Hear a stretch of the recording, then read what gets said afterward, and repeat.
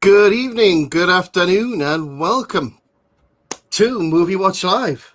Tonight, we'll be watching one of the most well-known cult classics ever made, a glam rock space opera based on the comic book art of Alex Raymond.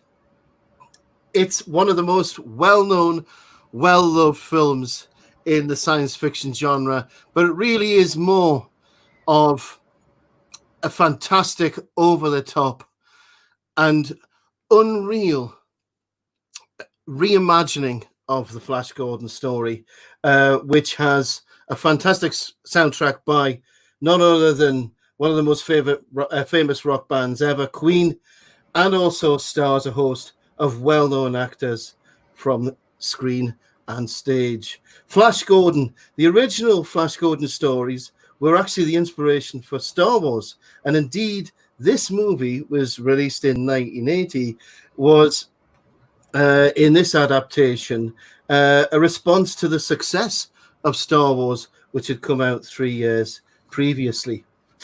And tonight, we also are watching this movie as a tribute to both actors and fans. Tony Scammell, who plays Ming's officer, only appears in one scene, but we're honoring that man because he passed away earlier this month. But also, Max von Sydow, one of the most incredible actors of the screen, who plays Ming himself, sadly passed away earlier this year in March. But we also paid tribute to the film's amazing following and its 40-year anniversary, albeit a little early because it's really December the 40th anniversary. But that just means we might end up watching it again at Christmas time. So joining me tonight, as usual, I have my two guests, which are Ralph the Merciless, and we also have Flash himself. So good evening, Ralph the Merciless, and I hope you're not going to destroy our planet tonight. Well, you puny earthlings, between this movie and pickle beer, I predict massive destruction. Yes, eruptions. Yes. Well, just remember to mute the mic. So, have you seen this movie before? It's a silly question, really. Ralph. Oh, absolutely. But it has been at least 30 years, at least since I've seen it. But I remember this being the coolest thing when I was young. When it came out, we loved it. Corny and cheesy as it is, we loved it. It is great stuff. It's been described as one of the best bad good films ever made. Oh, and that's what makes a film like this so fantastic, is when it is so bad that it is great. So absolutely. And the cast of the movie, we've mentioned Max von Sydow already, but also we have Topol in there as Dr. Hans Sarkov. Everybody knows Topol, who are same age. If I were a rich man. Tradition. I don't remember the violin solo in this one, though. I don't know. No, but there's a little bit of trivia I'll just throw out there straight away. The sequence when Dr. Hans Sarkov's going through the brain drain, not only did it win an award, because it's like a blipvert of images, it's really fast. But if you look really closely, the urban myth is that it has scenes from all of Topol's movies in there.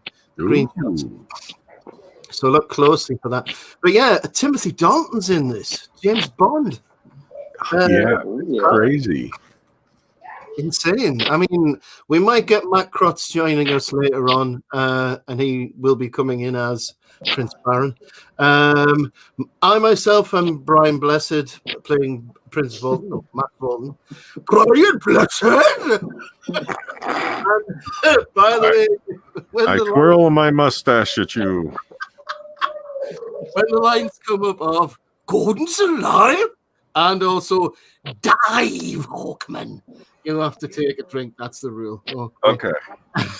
Richard O'Brien's in this, who did a lot of other things. Did Rocky Horror Picture Show, and he did a TV series called Maze. He's in there as well. A lot of other famous people that we'll talk about in a minute, as well as the beautiful Ornella Muti, who plays Princess Aura. Now, yeah, I, This girl's so hot.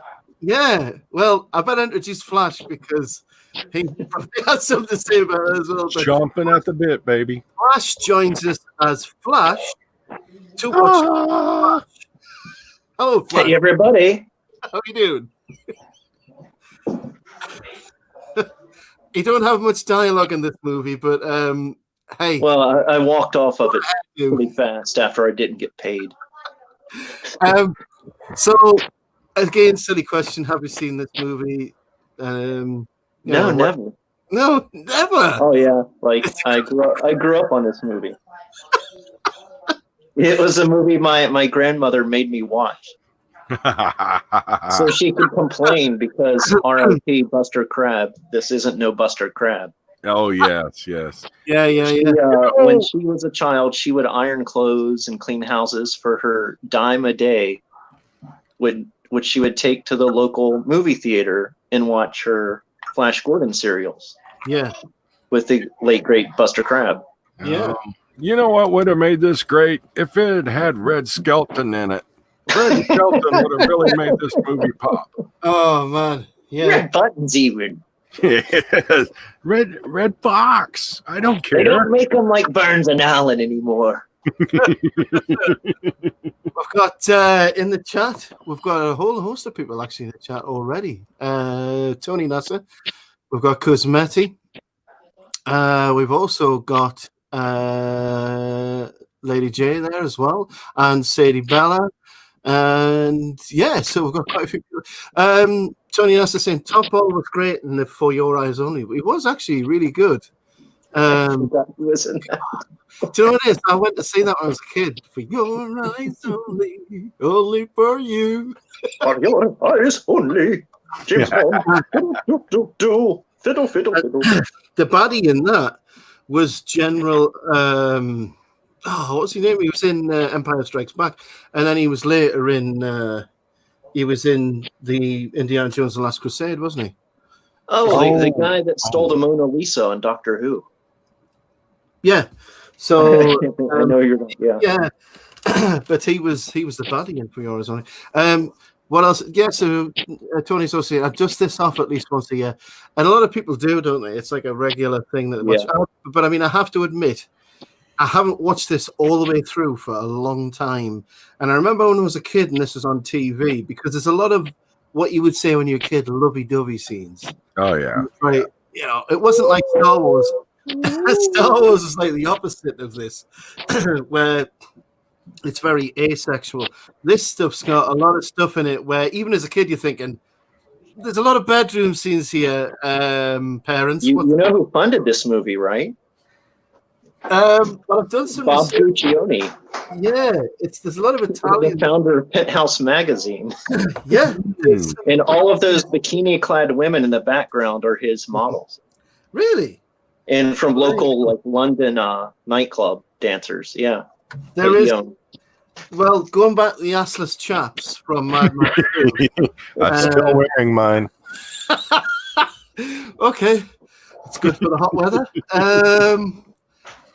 But yeah, there is a definite, like, I have to say, I'm going to say it. There's a definite S&M vibe in this movie. And who was your pornographer from England that owned all the nightclubs in London? Stringfellow. No, not Stringfellow. Yeah, Stringfellow. He put money in this too, and donated dancers. Dear God, because it's pretty obvious once you see all those background women. Yeah, it's fairly obvious. Like, I mean, there's some pretty overt scenes, I wonder if they financed the remake with the similar but not exactly the same name. Flash Gordon? Yeah, that would be the one. Flash Gordon. That was before this, right? I don't. Do I have to say the obvious name instead of Ming? I'm not going to. no. Keep this tasteful. Sting, Sting, the bassist. Yes, Sting the No, I bassist. wasn't thinking of a vowel sound of the I. I was thinking more of an O vowel sound, and then a consonant of D to start with. Yes, So there we are. But let's not go there. yes. Let's don't. Even though it is mirthless and unforgiving.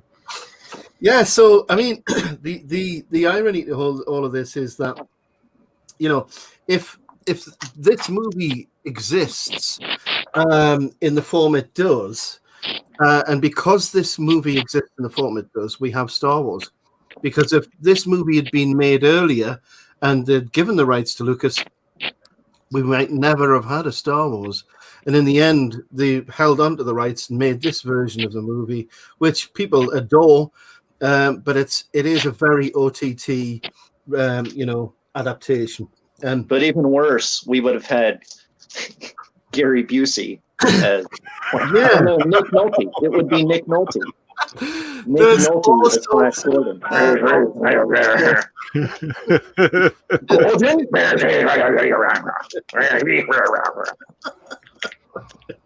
don't know what he said, but I think he's on our side. But yeah, it would have been a bizarre. If Lucas had got this, it would have been strange. I don't know what it would have looked like, but there would have been no sex, that's for sure. It would have been the exact opposite. I think. I think so. It would have been the exact opposite with the movie that we ended up with.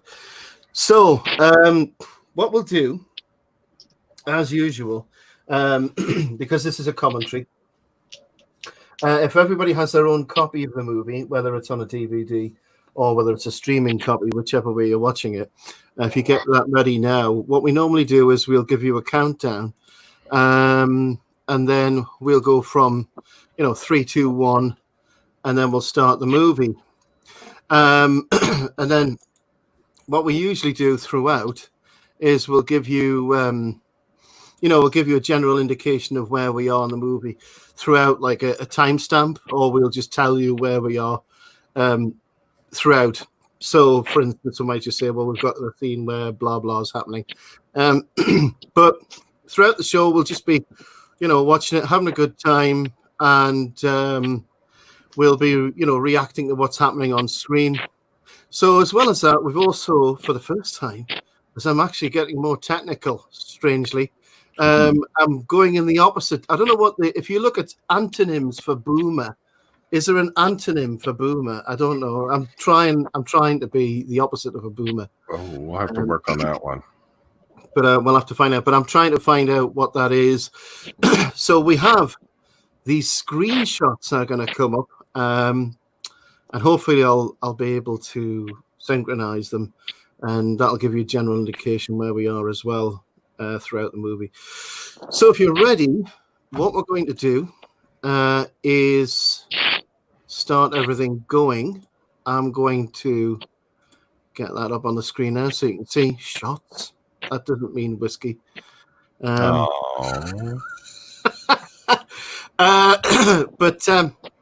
if you're ready, your copy of the movie, whichever way you're going to watch it, and I'll do the countdown. And then after 3, we'll say go. When I say go, that's when you start your movie rolling.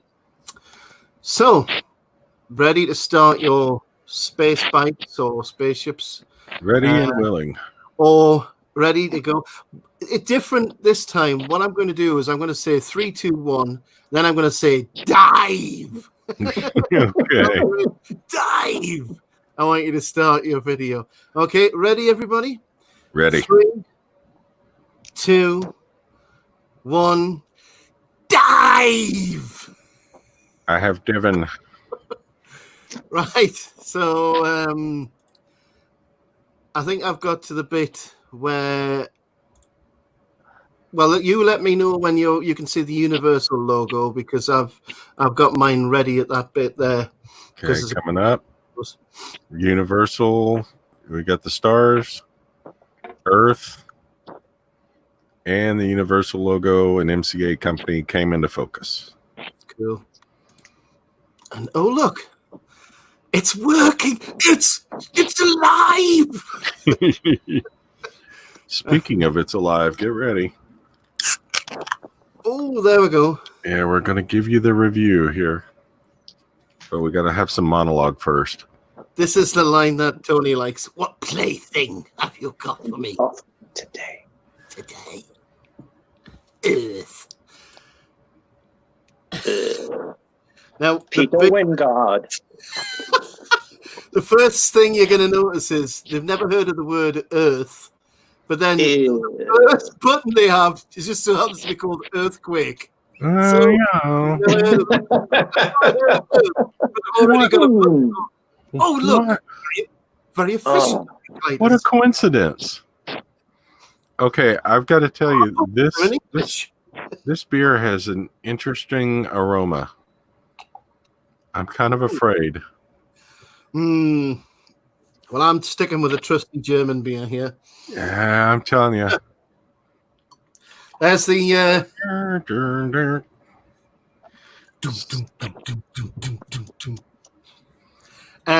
So, yeah. Queen did the famous soundtrack along with... And all those drawings were Alex Raymond's, the original creator of Flash Gordon. That's right, yeah. And another thing that people sort of thought, because this was, I don't think they've done that before. You know, they had like the original comic art and then introduced the characters as they went.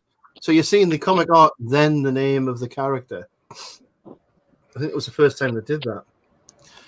So, but yeah, I mean, the original basis for Flash Gordon, Alex Raymond used the ideas, I think, of it was Edgar Rice Burroughs, wasn't it, who sort of came up with all that stuff originally. Because this is one of the movies connected to other things like Conan the Barbarian and all of those stories in that ilk. And interestingly, Max von Sydow also stars in Conan the Barbarian as a monarch. But a more kindly version, and it's a fantastic performance. The Conan, completely different movie to this. So quick rundown of the cast as we're getting started. So Sam J. Jones plays Flash Gordon. Melody Anderson plays Dale Arden. Of course, Max von Sydow is Ming. Topol, Hans Sarkov. Ornella Muti, Princess Aura, who Ring's daughter. Timothy Dalton plays 007 Prince Barin. Brian Blessed is Prince Bolton. Peter Wingard is Clytus, who doesn't exist in the comics, does he? This is created for the movie. No, that was a new one. And Mariangela Malato plays Carla. Carla was in the original comic books, but she was like a shark woman or something. Ooh, We've got a hot hail. Yeah, hot hail for Tony. Hot hail for Tony. Hot hail. Hot hail. We've got some comments in the chat there. Lol, very unique plague. Yes, I think I'm a couple of seconds off. Where is everyone? We're at about 4.5 minutes in, Sadie. And Flash is reading the newspaper. Yeah, Raymond is. Hail has just started. Hot hail. Hot hail. Now, if you look closely, right, man at the airport, who's sitting in the little office there, played by none other than Robbie Coltrane. Oh, that's right. You've got to have eagle eyes to see him. Out comes from the like typical littlest hobo sort of camper van. Van down by the river. Custom van. Dale Arden travels in style. Now, Scooby-Doo style. This was actually filmed in the Isle of Skye, I think, because when I watched it, I thought, that's nowhere in America, that's Scotland. And it is. I don't know. There he is, Robbie Coltrane. And there he goes. Well, they are on vacation, right? Robbie Coltrane with a rockin' mullet. But it's supposed to be somewhere in America, though, isn't it? All they've done, I think the production. I don't know. Are they in America? Because they are on vacation. Well, that might be right. Yeah, it's just the close proximity of Dr. That New Zarkov. York Jets quarterback is on his off season. Well, this is the Isle of Skye. But it was cheap to film in the UK in the 80s, so every 80s movie looks like the UK. Everything, yeah. That's a good point. For people who don't know, this is like blonde Superman. Superman was also filmed in Britain as well. Did you know that Sam Jones actually has dark hair, and he had his hair bleached? And, I did not. Yeah, and Melody Anderson had light hair, fair hair, and had her hair darkened for the movie. God damn, it's too confusing. Good thing that the football player's given the pilots advice. Yeah. I love the T-shirt, though. I mean, that's probably available everywhere now, isn't it? Hey, he was a pioneer when it comes to self-branding. Oh, Was heck he? yeah. I bet I bet his tennis shoes are Flash tennis shoes, too. Ooh, it's kind of nice, the dialogue. And this is not his voice as well. That's right, because he Oh, walked no. up. He walked up, couldn't be asked. Left Yeah, someone else. he had left the movie before they did the ADR, so a British actor stepped in and did the dubbing. That's right. It's So like he's about 10 octaves higher than the actual Sam J. Jones. yeah, it's like because he really has a high soft voice like this. Mm-hmm. Hi. Sam Jones is doing it like this. Yeah, it would have changed the whole tone of the movie just with his natural voice, I think. Well, back to Goldfinger again, aren't we? Because his voice was dubbed. Yeah. Yeah, yeah. So there's a Cloudy day. ink has just been poured into a fish tank, and we're heading towards the ink. Barin had no hair. Yeah, is that? Yeah, Barin had just like a little tiny mustache in the comic. That's right.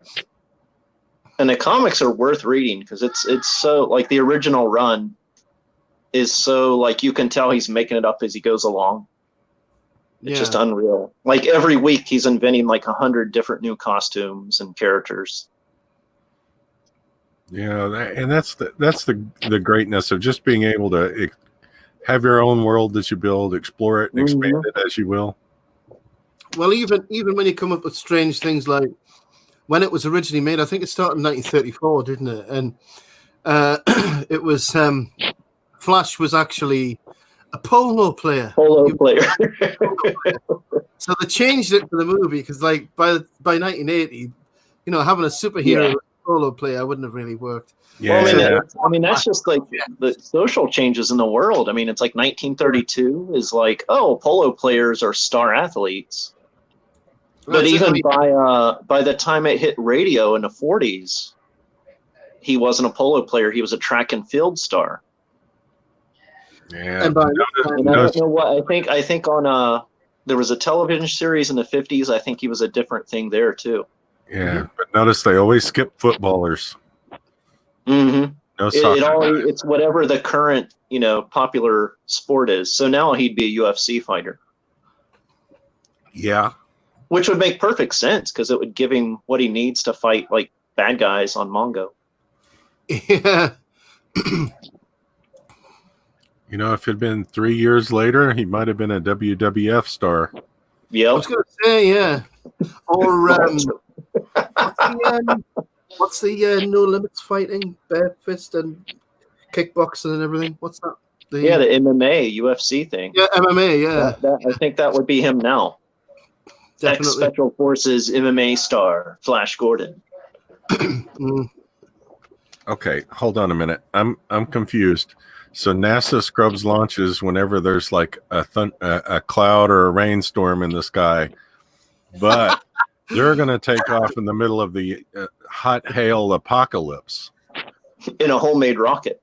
Yeah, they've got no choice. Well, he's Zarkov mad. was the original SpaceX. Yeah, Zarkov's mad. Because he's right. Well, yeah. He's been Now, hot hail killed. These pilots, if you watch closely, you'll see Ming. Wow, there you go. Just bam, bam, punches him in the face with his. It just what's happened to them? Has he like eaten them or like scooped them up? Were they sucked out when the windows broke? Maybe like a vacuum. I just don't know. Maybe. And what part of that sky makes you think like, yeah, we should just keep flying? Well, you know. It's only neon green and red. That's normal, right? Normal. Purple is a normal color. Yeah, but your other option is smack into the ground. I don't know. Yeah. I can forgive Flash for this decision. Yeah. I was watching this and thinking, well, if the windows are out, really, they'd be traveling like 200 miles an hour. They wouldn't even be able to breathe, never mind talk. No, that's movie logic, though. You like people always talk normally in nightclubs and movies.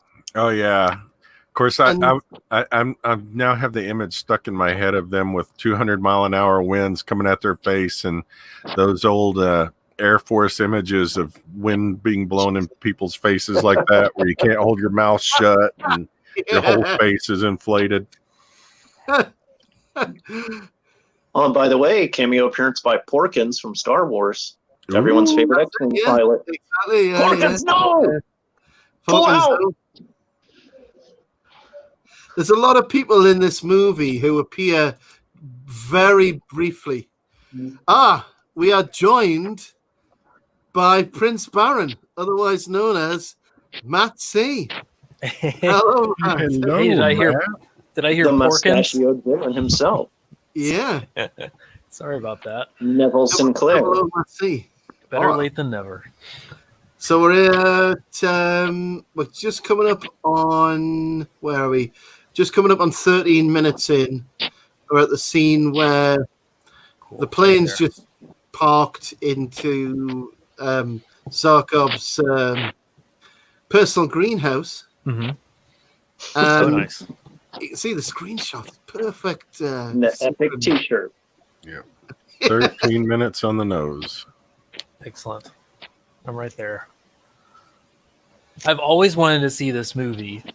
Never seen it? Some people love to hate it. Like I've seen old Flash Gordon serial stuff, and I knew that this was kind of like a here we go, my sort of a grandma dud. all over again. Going to be saying like, "Oh, Buster Crab did it better." Ain't no Buster Crab. I bet this Sam Jones never won a gold medal in a 1931 Olympics. Wasn't he Mr. Universe or something? Or it was like Sam Jones? Yeah, He's like a new model or something. Yeah, like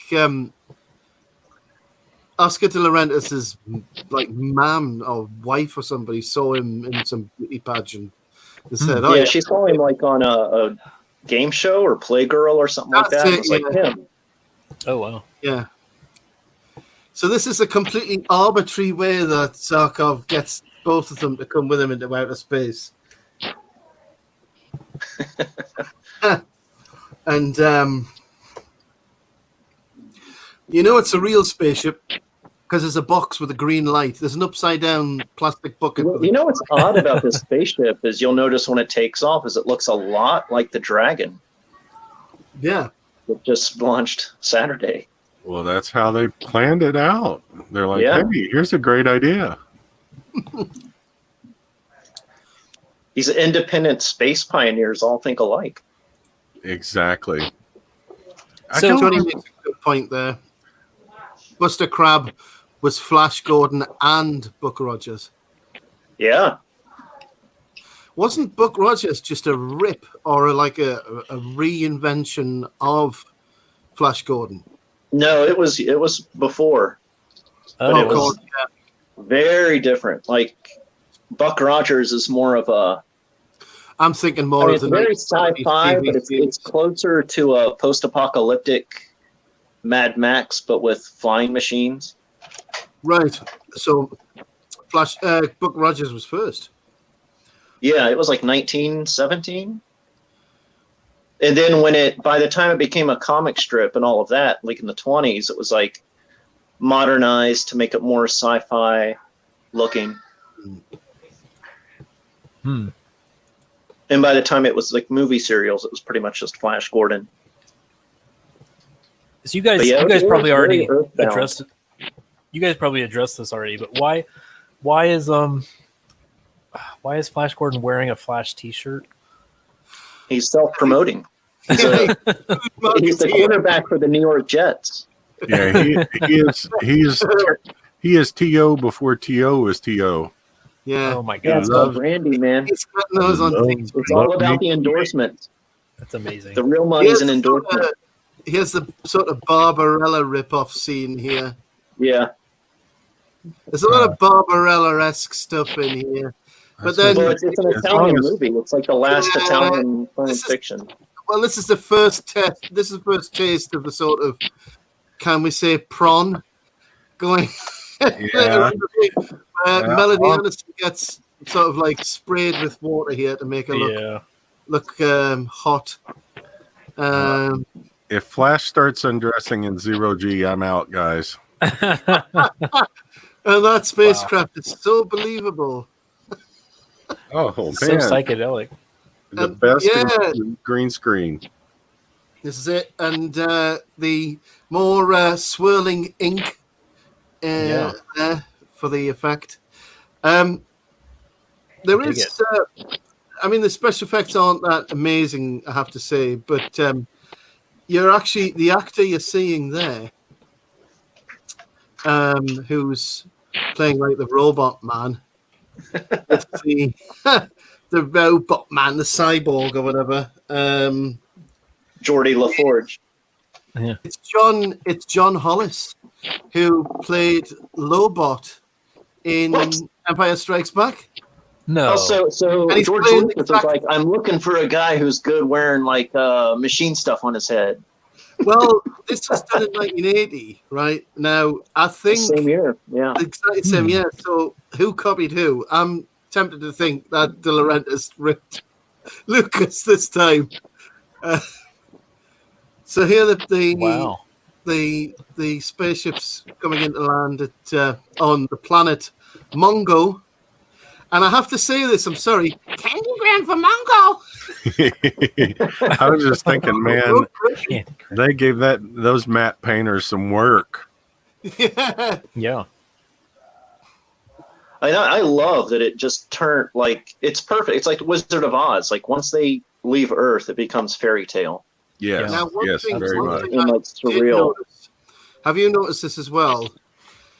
He-Man came out a few years after this. Complete rip-off. Totally ripped off this. So here are the Skeletor warriors.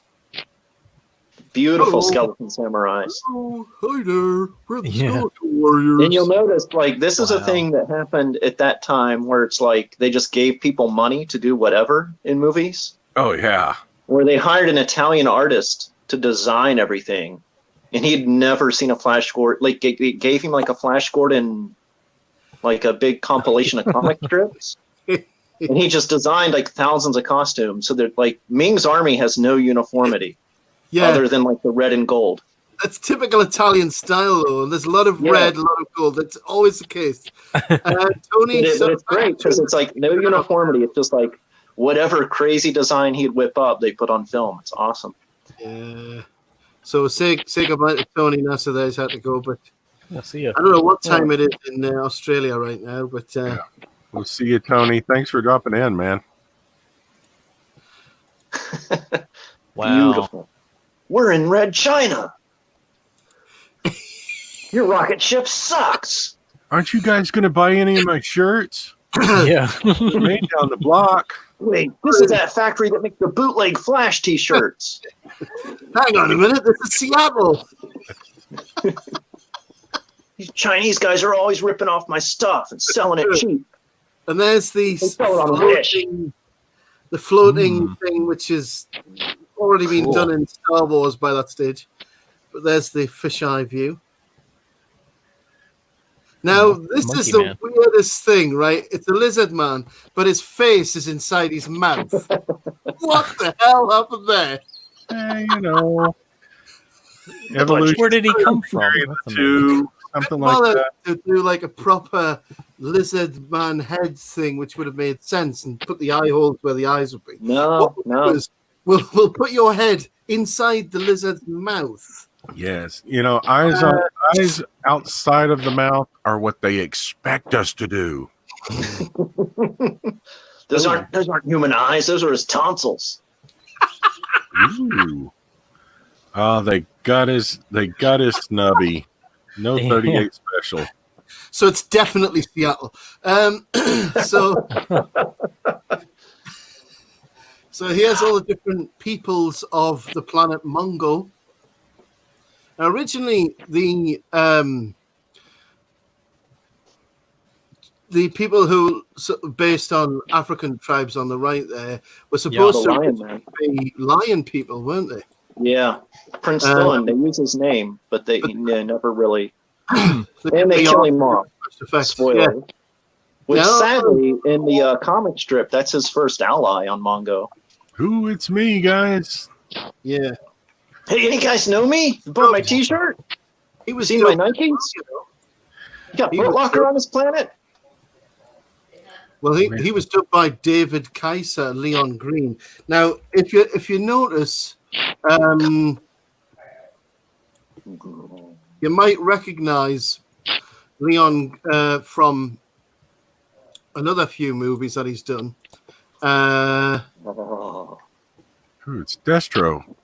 Wow. Hot chicks. He played. Well, actually, we're gonna get the Hawkmen. It's Brian Blessed. Yes. Who is a national in Britain? He's a national treasure. Oh, he is here too. And we've got now. Interesting. We've got two Yorkshiremen in this movie. Okay, Brian Blessed and Timothy Dalton are both from Yorkshire.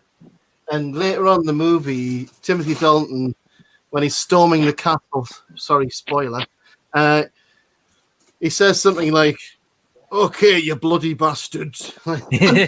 Breaks into it. Yeah. Sharp.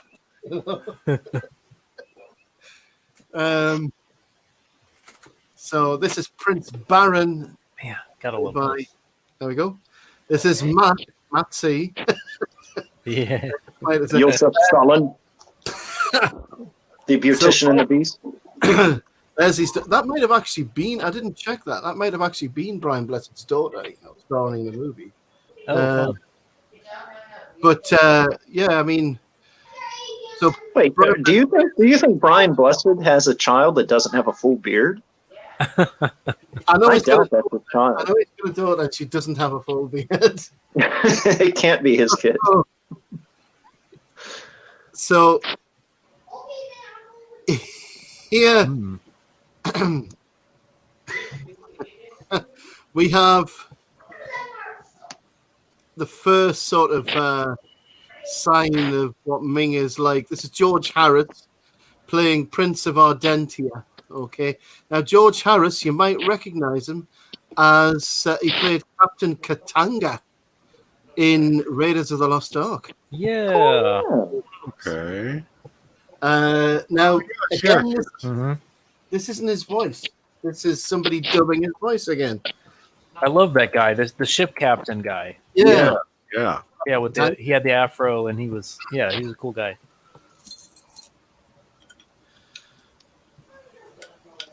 I do have to say, like, I really love this this period when sci-fi was really just planetary fantasy.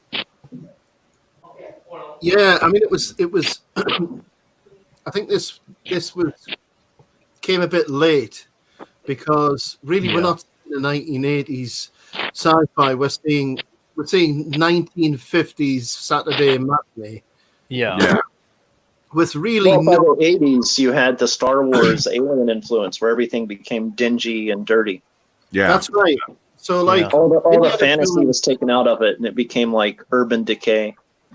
Yeah, which I like too. That's fun too, of course. Yeah. And so But we were saying as well, Matt, before the show began, that No gold balls, a snitch. Oh, here we go. It's This a is- lady. Now, Oh my. it's a, yeah, as a child, I was Is she? She's walking Deep Roy, right? this is only like, yeah, this is it. You beat me to the punchline there. Yeah, it is. That's a pet Get your Deep Roys spayed and neutered, kids. called Fellini, right? Fellini. Now, it's no coincidence Yeah. because it's a reference to Federico Fellini. Oh, nice. Because there's all sorts of people who are considered to direct the movie. Yeah. The- That's where he was on the list, wasn't he? Yeah, one of the reasons this film it's been called one of the most improvised movies ever because there was absolutely no planning involved. It was really badly produced. One of the reasons was they had two different crews. They couldn't talk to each other because half were Italian, half were English and American. So, Oh, I love that. but So is this Italian production kind of similar to like spaghetti westerns? This is spaghetti. yeah, well, fantasy, they tried you know? actually. Kind of. Well, it's the Italian expertise, but the British production and money. Okay. Oh, It's really Nice. bizarre. Yeah. Yeah, they did actually try to get Sergio Leone. Dino De Laurentiis tried to get Sergio No. Leone to direct it, but he That's amazing. refused because he said the script wasn't faithful to the original comic books. So he backed Wow. out. I have to step away Says the for guy just who a never, sec. I'll be who right never back. got the script. Yep. Sure. Say that again, Flash. The guy who was notorious for not shooting with scripts. Yeah. Exactly. Now here we've got the first weird erotic thing going on here. Got no Ray. Every leader's got to have one. It's basically, Dale is being space roofied at this point. Yeah. Welcome to Mongo, my friend. You'll see. You know- you up when you stare at my ring. You will dance for me, Theo. you fling. Vanessa, Theo, you know I love you, but you must dance. You'll see. Pudding pop, Coca-Cola.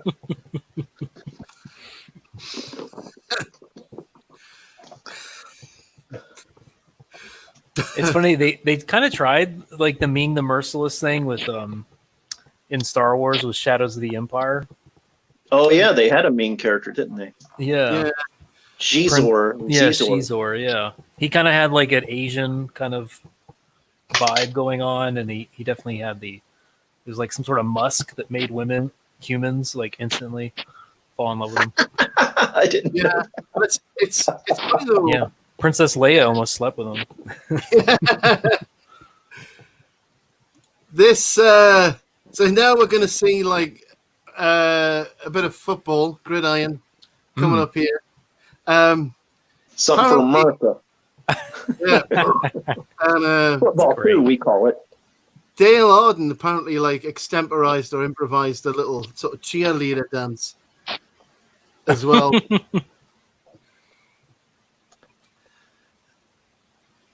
Flash here, 24, 68. What? This guy. Sorry, this for Turn it on. Super Bowl. Oh And my there's all gosh, the of course. dwarves there in very strange. I mean, there was loads of Star Wars clones, wasn't there, that looked almost like this, but failed dismally. Oh, Those were Italian movies, like the spaghetti Star Wars stuff, like Star Crash and all of that. oh, this is Yeah, ridiculous. it is creepy because when people get space, He's just running around. Like, what is he doing? about. Basically, it's just This is hey, wonderful egg. This is amazing.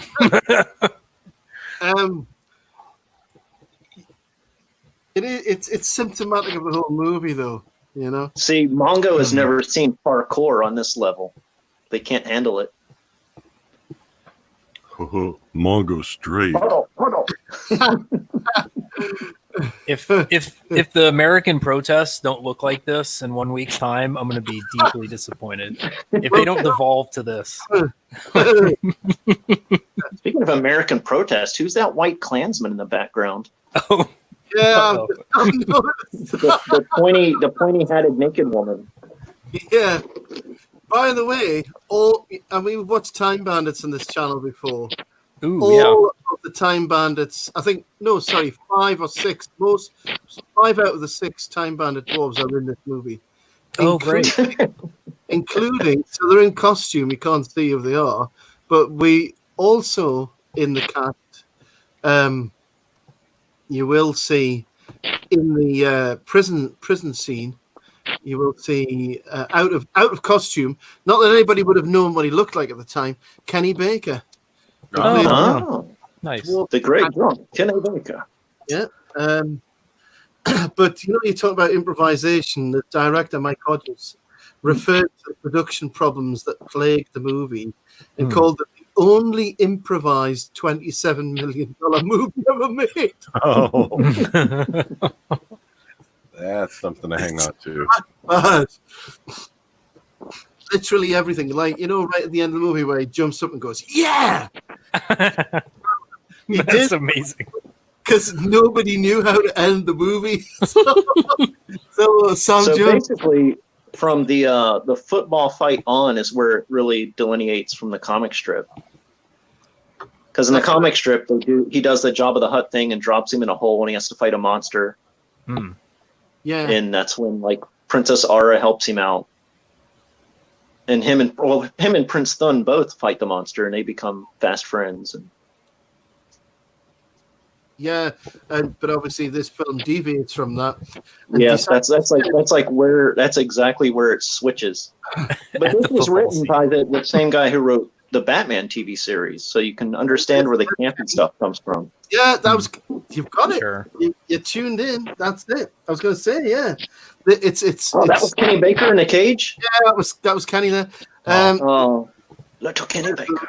It's the lizard men who have that face. Drink his own weight in whiskey. Oh, fun. But yeah, you're right about the camp thing. It was done deliberately that way because it was written by, you're right, the same guy, Semper, who wrote the Batman stuff. Cosmeti, we're coming up on 32:55 right now. Yep. Sorry. I think I'm a little bit further ahead, just a few seconds, but yeah. There's your spiky. Oh man, that was. And this bloke just watching out of the window there in the corner. It's like, oh no, he's unconscious. And there's the gimp suit soldiers. Yeah. So these are like, how you have the Imperial Guard in Star Wars? Well, they're the gimp versions of those. Gimp troopers. The kids left over from the Blitz. These shots aren't from the Sand People. They're too uniform. Only gimp troopers shoot back. Sand people ride side by side. I don't know. Is that actually? I mean, it says that Kenny Baker's in the jail, but I mean, he's emoting some emotion there, like an actor that would look at me, look like I'm loving these people, these people that don't know each other at all. Yeah, their only connection is they're both from this place called Earth. From Earth. Earth. Gotta say, if you're in Fort Worth, Texas, and you pick up Best Made Sour Pickle Beer, that's an experience. Yeah. Adventurous. It's I've had my adventure. I'm switching to Scotch. Yeah. I got tequila right now. Oh. I'm staying off the hard stuff. I'm just beering it up. Yeah. Anybody notice the Freemasonic emblem on? I was about to say that if you want to do a drinking game that'll give you alcohol poisoning, it's drink every time you see a Freemason imagery in this movie, because it is everywhere. I better skip that. Yeah. Everywhere. Because apparently the designer, who spoke no English, went around London, and that's all he saw everywhere. So he's just like, I'm going to incorporate this in the movie. Yeah, the These British guys seem to love like this. this whole like yeah, it must be a weird. thing. Yeah. Well, the same. You know, have you ever been to Prague? Prague's littered with the stuff. Yeah, I mean, go to DC, it's everywhere. Yeah. Yeah. I mean, outside of DC, we have the Masonic Temple. Mm. Yeah. It's pretty impressive, but yeah, it's nothing special. But it's huge. Mm. And the So this is Masons don't where do anything there because it's like more of a tourist attraction. Yeah, and so skulls there as well. And Flash I mean, is you know, wearing like the skulls. his the- leather pants. And Daisy Dukes. there's the Dukes. If I'm dying with my Daisy Dukes on, That hair. like a man. We call Boy. them booty smugglers over here. If only I could Ain't no die in girl. my I'm jet dying like a uniform. man, wearing my Daisy Dukes, dressed like Freddie Mercury, like a real manly man, like Freddie Mercury. That's a man's man, all right. Good Lord, look at him in those incredible. leather shorts, like a man's man. Whoo-wee. I mean, there's John Wayne and there's this Frederick Mercury fella. Good Lord. And maybe a third would be Liberace. Oh, yeah. Come on now. It's right up there with Fred Rogers, the famous U.S. Navy SEAL. Yeah. The world's most lethal sniper, Frederick Yeah. Rogers. Wait a minute. Vietnam sniper. That was the one I always heard. Oh, I think Flash In Gordon. Vietnam, in between filming Mr. Rogers' Neighborhood, he was out killing VC as a sniper, apparently. Welcome to my neighborhood, friend. Hey there. I think you're right. I think Hey, friend. They're in the trees. I think Get your head a little closer to them crosshairs. Pow! Oh, my yeah. God. Howdy do. So- Say hello to King Friday for me. Dale's fainted because Flash is being executed by death Yeah, by Dale's a little clean. I'm sorry. cactus beer gas. I think it's cactus beer gas. I mean, she's totally. I don't think she likes him. I think it's just the celebrity factor. Okay, now hold on a minute. So Ming the Merciless is so merciless that he gets the Flash Gordon emblem straight off his merchandise and puts it Yeah. on his tombstone. Yeah. That's amazing. Yeah. That's He it. probably thinks that's like, this is Earth font, right? How bizarre. He's Well, they dead. were hoping Oh. to make 3 movies, weren't they? I mean, all But of the that's my kind of dictator, is you kill somebody and you put on the tombstone their name and like, killed by me. Yeah. But with your Anybody logo. was Yeah. wondering, this guy spoke up and I killed him. Check it out. You see, this is why Flash is alive, because he's been promised a bit of nookie from Princess Aura. And who would say no? Like, clearly the doctor wouldn't. Any man say that? I mean, like we said earlier, when we were kids, we watched this and we thought, why is there so much lovey-dovey?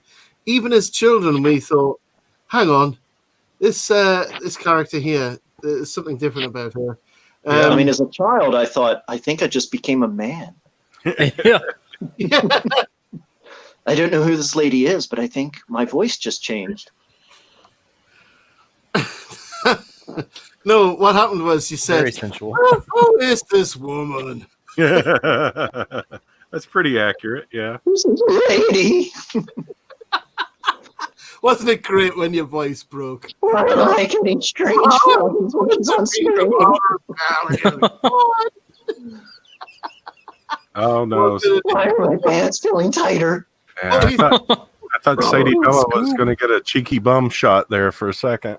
Yeah. Yeah, he almost pulled a Van Damme. Yeah, but there She's we are. like, whoa, stop. This ain't a Van Damme movie. We don't do that here. Satin sort of like jumpsuit or whatever. This is probably my favorite uniform. And I think Sam Jones is trying to be like some sort of really camp Doctor Who there. It's black carpet. So it's nothing. They're just conditioning him. It's totally normal. They're just don't going worry. to It's frame so him. strange. Now straighten up your ascot and act normal. And this is where he talks about the great god Daizan. Daizan was in the original comic strip too. Yeah, it's Japanese. It's a big part in the original is his worship of Daizan. Yeah, it means great cruelty, apparently. So there are some references to the original comic. Yeah, there's tons. Everything they mention, like Phrygia, all the places they go to or mention are all in the comic. Well, I'm going to ask a question at this point because Plenty of sequel bait. If they made sequels, they had plenty to go on. let me ask this question because the thing that always confused me about this movie was, is this a planet, Mongo, or is it an area of space? Because all of the different realms are levitating. They're all suspended in this, multicolored cloud. So you see the original comic on the comic strip, it's clearly a planet. Yeah. With countries, but in this, I always had the feeling like the reason they're all like suspended rocks is that's what's left of the planets he blew up. Exactly, and that's sort of in some sort of weird extended atmospheric space. Yeah, like he blows up a planet and whatever's left of it, he just kind of adds it to the collective. And he brings them together in a big clumpy mess. And if you're doing it that long, it's a large expanse of space. No, Mr. Bond, I want you to die. I want to lobotomize you, Mr. Bond. If I were a rich man. Now look carefully here. You might see previous films that he's been in. But the other thing is there's loads of James Bond references in this movie, isn't there? I mean, as well as this sequence, which is... like reminiscent of Goldfinger. But there's 5 actors from James Bond movies in this movie. So you got Max von Sydow, who played Blofeld in the sort of unofficial Never Say Never Again. You got Topol, who Tony pointed out is For Your Eyes Only. Timothy Dalton, of course, was James Bond in The Living Daylights, License to Kill. You've got Andy Bradford, who was in Octopussy, and you've got Robbie Coltrane at the start of the movie, who was in The World Is Not Enough. So there's a lot of, in fact, it's people say that Timothy Dalton was picked for the role of Bond because of his performance in this movie.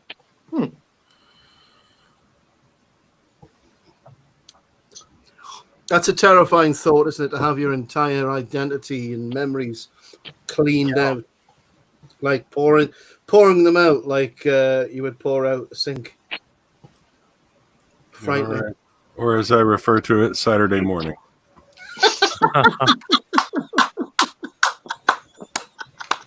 Who am I?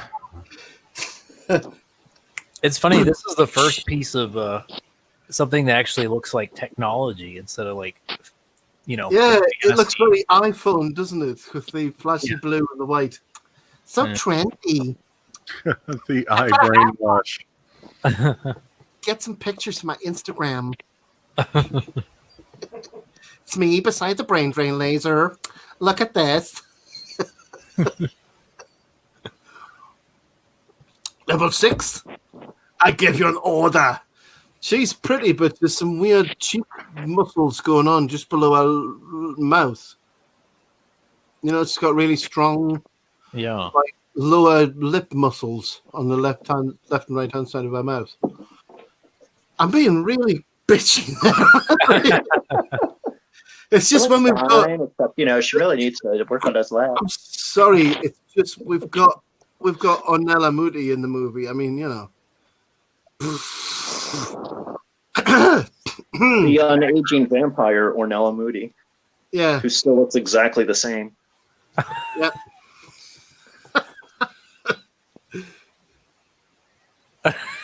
All this is definitely another Italian influence, right? It is. Well, it's Barbarella as well, isn't it? I mean, look at that's like you were saying. That's remnants of one of the planets is blown up. Yeah. Oh, cool.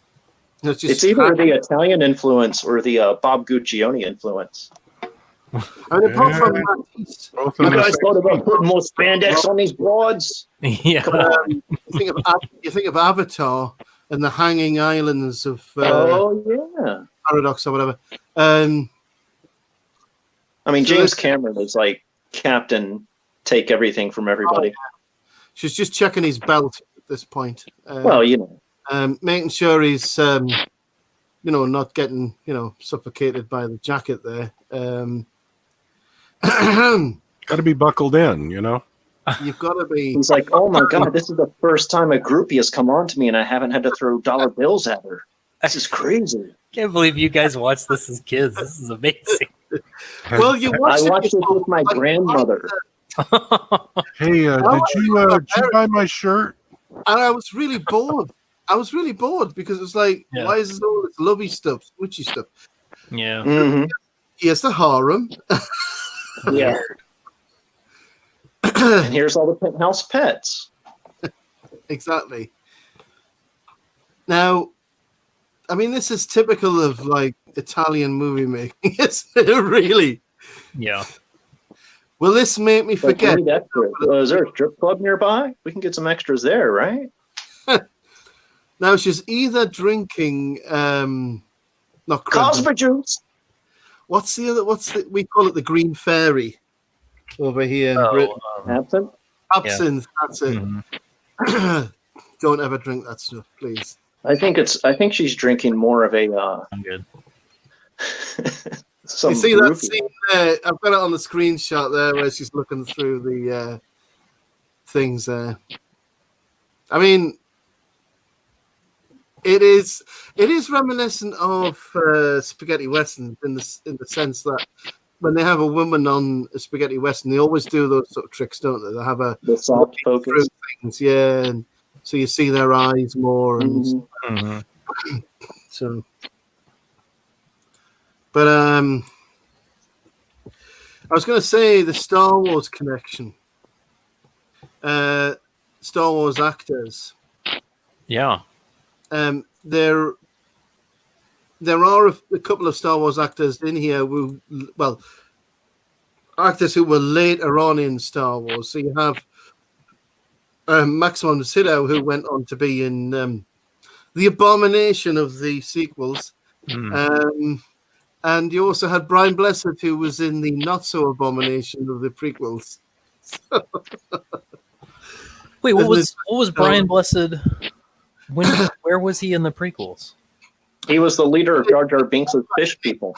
Oh, that's right. He's Boss Ned. You did the boom boom and the boom boom. Big boom boom. I forget that. Boom boom and the poo poo or whatever, yeah. Core. Absolute masterpiece dialogue from George on that. Yeah. Movie. Sit down, Dostoevsky. You know. Oh, gosh, more kissing. It is totally smoochy like all the way through, isn't it? It's a lot. I don't think I've seen him kiss her once, though. He just kind of. No, and it's a battle. It's like a battle against time for. In a sense, let's make it more classic. Let's say it's like a Deeptheist. It's a battle against time to save his missus from being undue attention from other males. You know, so she keeps getting out of the situation where she would have ended up. You know, how shall we say, in close proximity to Ming. And so now she's given the absinthe to the other lady. Little, huh?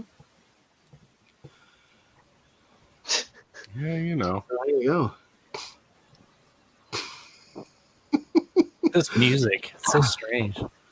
It's so like it's so overly embellished, and yet it's like a really, really well polished. I don't want to say turn because it's fun, but Now there's Arborea. Now Arborea looks like it's been blown up thousands of years ago, yeah, and everything's regrown into the center of the planet.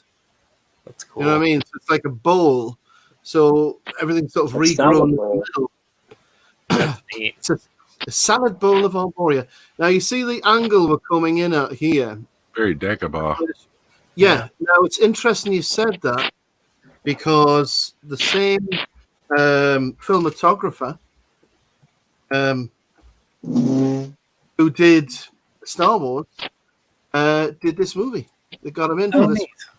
So, yeah, I'm trying to find another guy, but Oh, That's looks just like a I'm ride. going to be Ming the Celibate. yeah, this is Ming this. the Heckner on the scene. So just imagine you're watching this with your grandma. Grandma, why? And she was like, when you go to Michael Jackson's house, remember, he'll try to do this to you.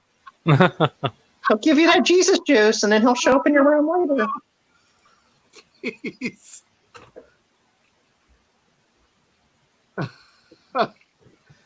And then he discovers it's Yeah, somebody someone else. needs to deep fake this with Cosby's face. My gosh. Come on. Oh my goodness. You. Don't you like the creamy jello pudding pops?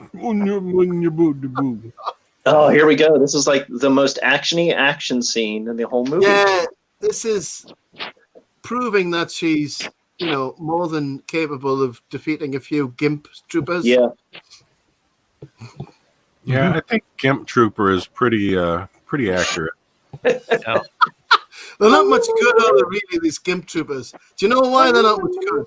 Because they actually like to... Social distance. You know, it'd be a lot easier to communicate without this tennis ball in my mouth. It's... Here it is. That scene. She goes, Matrix. Oh! Wow. They should have broke out the bullet time and the wires for this. That's so, probably the I like poor that creepy, squeal noise. ring wraith sound they make when they die. It's Yeah. horrible. But it's the fact she's got to pick her sandals up every time. Yeah. But she's not stupid. Good night, Sadie Bella. You sleep well. Sadie Bella, yeah. Yeah. See ya. Lobot Central. Thanks for stopping by. Yeah. This Ooh, old scene microphone. here, the robots, right? Dino De Laurentiis, wasn't he involved in the movie Dune? Yes. Now, didn't he have a sequence there in the Emperor's war chamber with a bunch of guys who were cyborg, all connected into the same? Oh, yeah. The ones that brought in the Yeah. whatchamacallit, the navigators. Well, I was thinking as well as the ones that are all connected together, who are, managing the machines that are, firing the guns. Yeah, because in Dune there are no computers. It's all people who. Yeah. They outlawed computers at some point. Hmm. Everything's biological. I think under the Memtars, I might be wrong. Yeah, the Mentats are like human, super brains, but because no one has an iPhone for some reason. Because they realize they're like, man, these iPhones are ruining society. We got to get rid of them. We'll just have a few smart people that tell you stuff you need to know. Yeah, and then the rest held androids. Yeah. Mhm.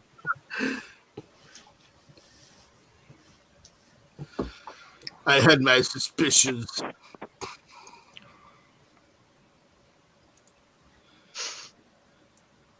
Peter Wingard. Yeah. I'm going to polish my lip. There's a bunch of people who are in this movie for just a moment. I mean, the one actor, that was a name actor in England, but nowhere else. Peter Wingard, Clytus, is through the whole movie and you never see his face. Yeah, exactly. That's pretty impressive that an actor would do that. But then again, we've mentioned that before in past streams, where it gives the actor more power that they never take for Pascal. This scene here, Princess Aura says she loves a nice rite of passage, and you see the young men are lifting their big rods up and heaving and making. I don't know what you're trying to say. I'm cleaning my room, Mom. They've got to beat their rods, and then they've got to push down into the holes. Like this. I don't know. So I don't follow. Oh my God. god. Okay. This, So you bizarre. won't know who this is. This is Peter Duncan, who was big in Britain at the time in a show called Blue Peter. Huh. The young guy or the old guy? The young guy, Peter Huh. Duncan. And he was a real go-getter. He did loads of stunts and everything. And he was very popular on the Blue Peter TV show for kids on BBC at the time. Yeah, Blue Peter's next on my list after There's finished some with Blake 7. moments. Heard it's pretty good. Oh, yes. On Blue Peter. Watch the classic goofs and things. So we've got this wood beast, which is a bit like a cross between an octopus and a scorpion type thing. And this is a rite of passage where Before Star Trek 2. yeah, so a perfectly capable young man is given a completely arbitrary task, Yeah. which will result in complete toxic death. And that's supposed to strengthen your tribe? I don't know. Kill me now! Spare me the madness! And So bizarre. it is, isn't it? This is very much the kind of ilk it's from, these kind of stories. Like, Yeah. you know, I mean, I'm really impressed in a way that it's so out there. Like I literally cannot tell. I couldn't tell you what's going to happen 5 minutes from now. it is. You know? You can't, but that scene was important. Yeah. Oh wow. Yeah, that's a Chekhov's gun scene there. Something you never see in movies now. No such thing as setup. Yeah. Flash. Apparently, Dina De Laurentiis actually wanted Kurt Russell to play Flash Gordon. Oh, that would have been fun. Oh my But gosh. he turned it down because he thought the character lacked personality. And Well, he would have been horrible. It's like he's like 5'8". Arnie Like was when they say who's the blonde giant, like nobody. There's a blonde-haired guy that's like tiny over there. No giants in the room. You guys gotta understand when the old Pork Chop Express comes rolling in. Exactly. Hey, Snake Listen, Plissken. old Flash Gordon. See, he was already used to doing that stuff, just like He was dripping like- with personality. Isn't it? I mean, he went off to do Escape from New York instead. Oh, Timothy's clutching her hair. Uh-oh. You know, he was probably like, This I movie. figure like Kurt Russell probably didn't want to do it because he was trying to get away from that Disney image. So he probably didn't want to play like a straightforward hero. Yeah. Yeah. Like Or he do played like an something for kids. anti-hero, then he played like a non-hero. He didn't do any heroic stuff till like what, Wyatt Earp? Yeah. And even Wyatt Earp is a very gray character. We've got Maximum. We've got Topol's now escaping on a flying bike, talking about how he avoided his conditioning. He just feels he's on the verge of a song, isn't he? I'm escaping Yeah. from a Seen the flying Beatles. bike. If I was escaping, la, la, la, la, la, la, la, la. Oh dear, I Birdman. sang the Beatles. I sang the Beatles.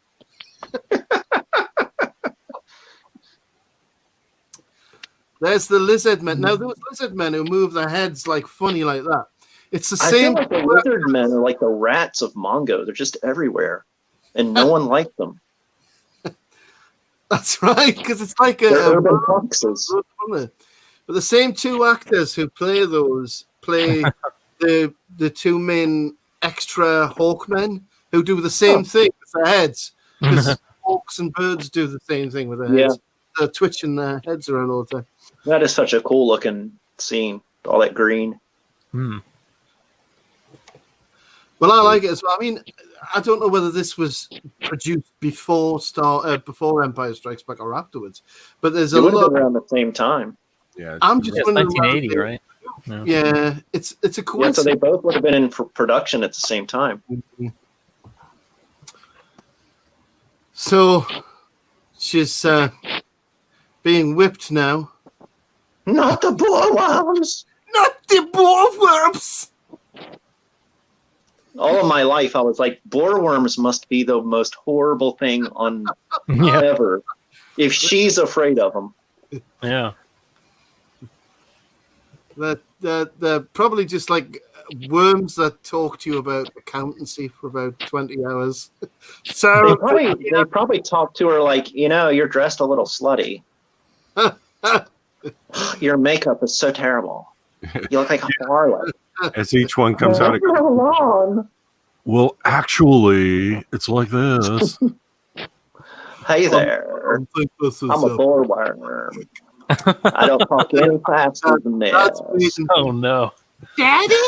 You watch? I'm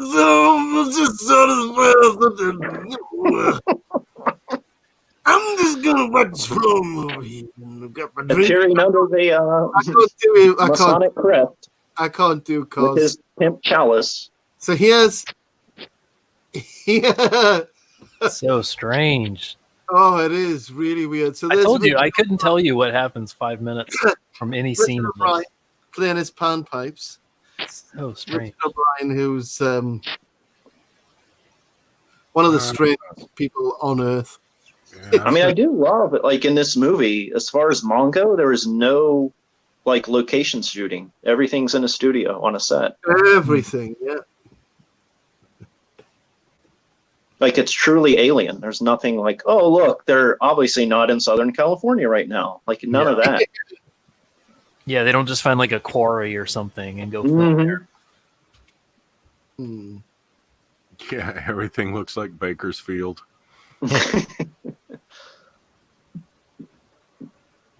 So yeah, I mean, going back to George Lucas a moment, he loved the old Universal Flash Gordon series, and he wanted to do his own modern version, but Federico Fellini had the option rights, and just he couldn't buy them, so he just made his own version instead.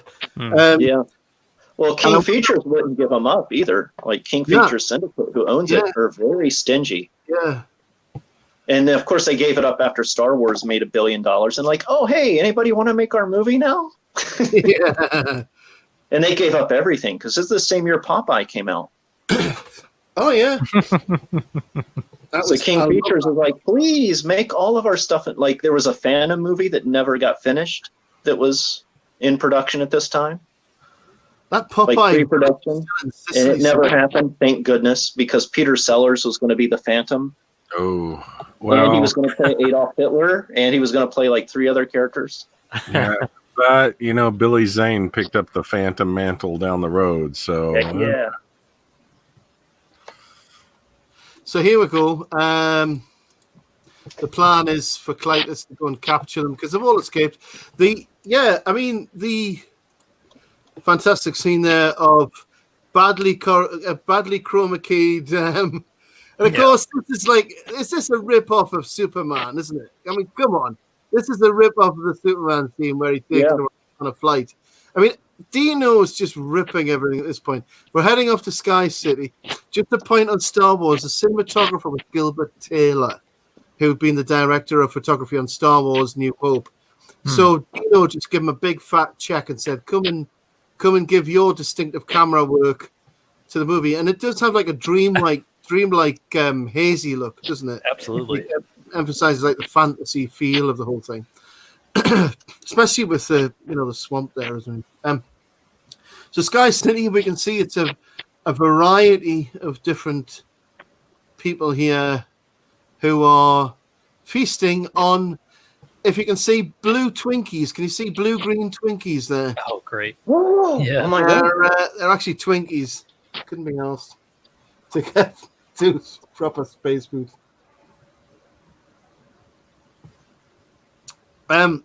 So these women in the background are more of the playmates, I assume. Mm-hmm. See the green Twinkies behind her there. Oh, yeah. By the way, none of these birdmen could sit down because Yeah. the costumes were, sorry, Hawkmen. The costumes were incredibly well tight, shall we say. So they basically had to lie on their belly. And Brian Blessed said he had to sit on a perch. Like a bird. Oh, that's great. Little bird, like a little dicky bird. I called it method acting. I invented that. And I ate My, bird my seeds. third climb in the Himalayas, I invented method acting. I developed a taste for crackers. I want them all. Now, the guy you've got there, does anybody recognize the actor who plays like the old tribal elder? Do you recognize him? I recognize him from the local head shop. Yeah. He's the guy always outside smoking. It's like, hey man, you want to come in and buy stuff? I'm like, no, nothing. John Osborne. Hey man, you like Hendrix? No. You know, We John know. Osborne was in Get Carter, for one thing. Oh, And yeah, he was in a few different things. But he was quite a good actor, and he has hardly any lines in this movie.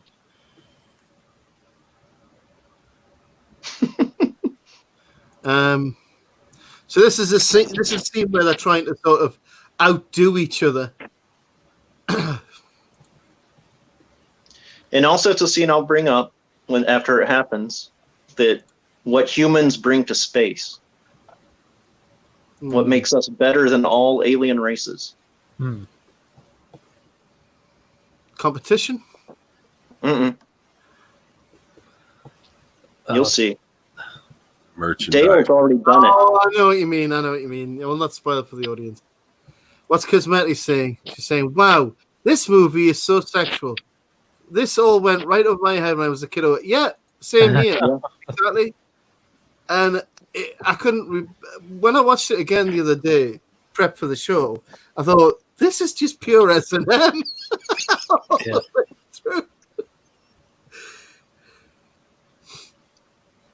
So, yeah, you got the face-off between Timothy and Sam.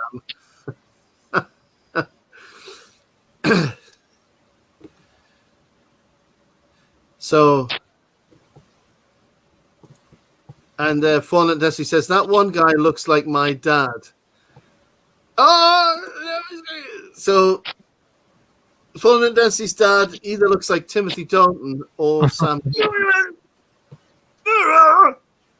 Ooh. All right, Fallen Desi's dad looks like Timothy Dalton. Okay. My dad had the stash until the mid 2000s, so Yeah. I can relate. That 80s stash, that lasted a long time. Yeah. There it is. Humans are devious. Oh, yeah. Aliens can We never. Aliens can never figure us out because we're like, take that. It's the Captain Kirk. Ha-ha! Yeah, it's the Spock. Well, liars. Dale's done it like 3 times in the movie already. Flash just did it. It's like it's what makes us better. Like the Corbinite on the Enterprise. That if an alien tries to kill us, we have a device that will blow up the attacking ship. Oh, yeah. Oh, quicksand. You can't have an 80s movie without quicksand. Yeah. Well, it's memories of Krull here It's again. everywhere, wasn't it? Every Yeah. time you have a swamp, you've got to have quicksand. I spent my entire childhood. like in the 2000s. I don't remember any quicksand in the 90s. But I spent my entire youth preparing for when I fell into quicksand. I was going to escape. Don't struggle. That's right. Don't struggle. Float on your back. Mm-hmm. And then I actually fell in quicksand, and it's really not that bad. Wait, you did? Wow. Yeah, because it's real, but it's not like it's never more than like 2 or 3 feet. Because all it is wet soil or mud that has quick dried on the top, either from like cold or heat. Yeah. So there's like the surface is dry and looks normal, then the underside is still wet and water. Yeah. All right, So you sink, and it does do suction, so you can get stuck in it. So if it's on a beach, people have drowned because they've gotten stuck, and the tide has come in and taken them. But I went up to like my knee, and I lost a shoe. What's happened here? He's been attacked by Amazing. It looks like his giant ex-girlfriend. version of the facehugger. Oh no, it's a giant version of the facehugger. Yeah, That's all right. I've got my laser. it's like a swamp starlight. Yeah, a Halloween inflatable got him.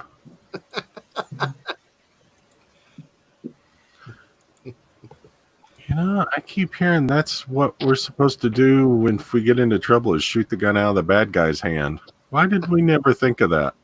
Oh man, or shoot their knees. I don't know. Yeah, So let them die in slow misery and pain. there's a wasp-looking spaceship there. Love it. Yeah. The SS Mosquito.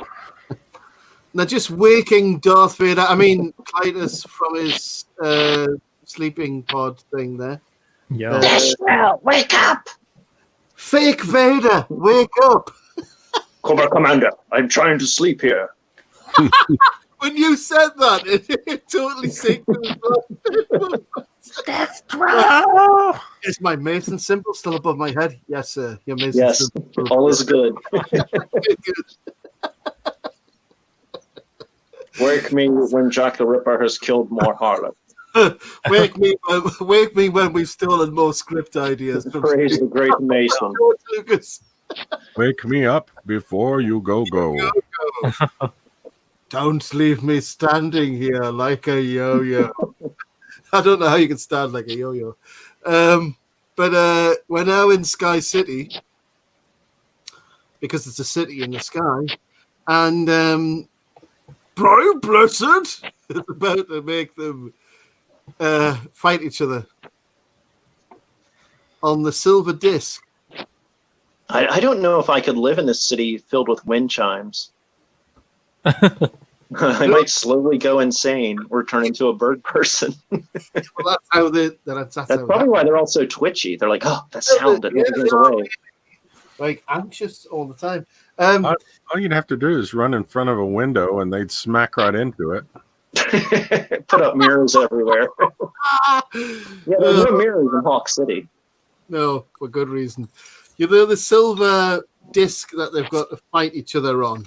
The actors had to constantly stop and get scrubbed down because the disc was constantly resprayed with silver paint. Yeah, because it wasn't finished, right? They were still, the paint was still wet.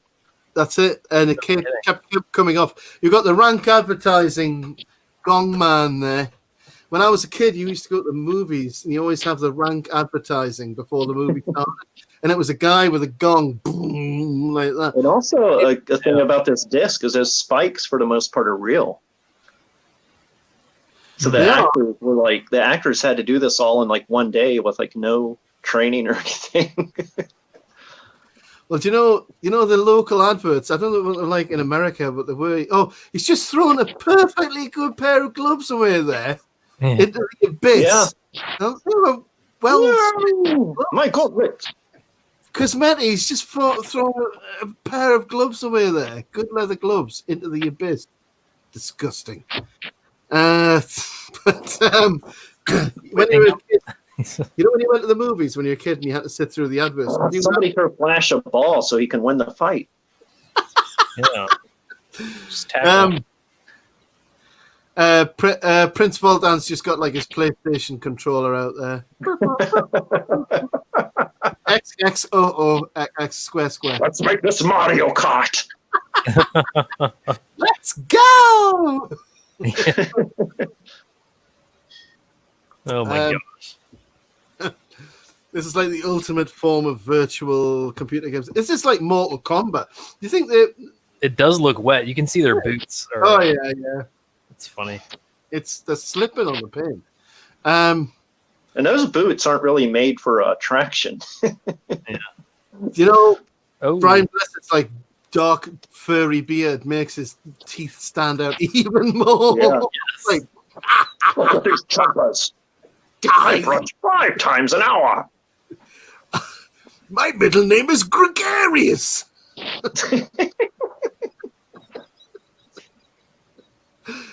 Oh dear me. So I got my teeth taken out and replaced with dolphin's teeth.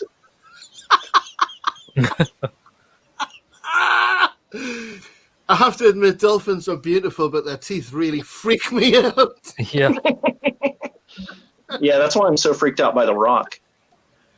I never forget when he came back to wrestling and he had the dolphin teeth, and I was like, good God. No. All of his teeth are the same length. He's gone Hollywood. He has all front teeth. Oh. Flash, I love you. But we only have how many hours to save the Earth? 14. 14. Yeah. It's quite a way to. That's one long Walmart shift.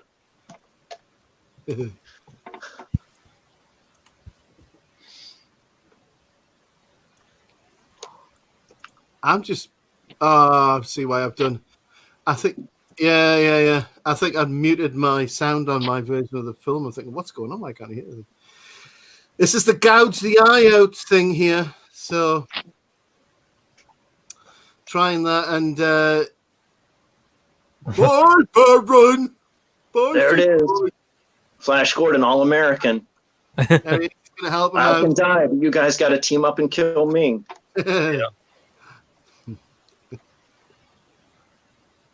That's one thing you can say for all like the crazy stuff this movie went through. The characters are all consistent. Yeah, there's enough. And then like movies made now, that's the one thing that's always lacking is characters are never consistent. Mm-hmm. Yeah. Mm-hmm. Like their motivations constantly change and are forgotten about. Mm-hmm. With this, like everybody stays consistent from like scene one. Yeah, it's this. Let me teach you about musical theater and humanity. Even though it's like the production was terrible, the basics, the actors are doing their very best, aren't they? To get it, you know. Well, see, there's the other reason we always defeat aliens: humanity, the quality of mercy. Let's make a federation. Yeah. It's the Captain Kirk of like, I could smash your head in with this rock, but no, I won't kill you. I refuse. Won't do it. We can be friends. So here's the this is Clytus arriving to arrest or kill Flash and Prince Barin. But something else is Beautiful rocket ship. well, Clytus has got the Ferrari of rocket ships, hasn't he? Yeah, and much like Star Wars, no handrails in this city. Yeah, what man, OSHA, Space OSHA must be having a fit. I think they abolished OSHA.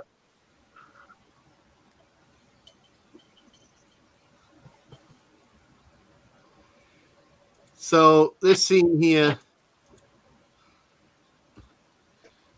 So Clytus says something here which sets him off.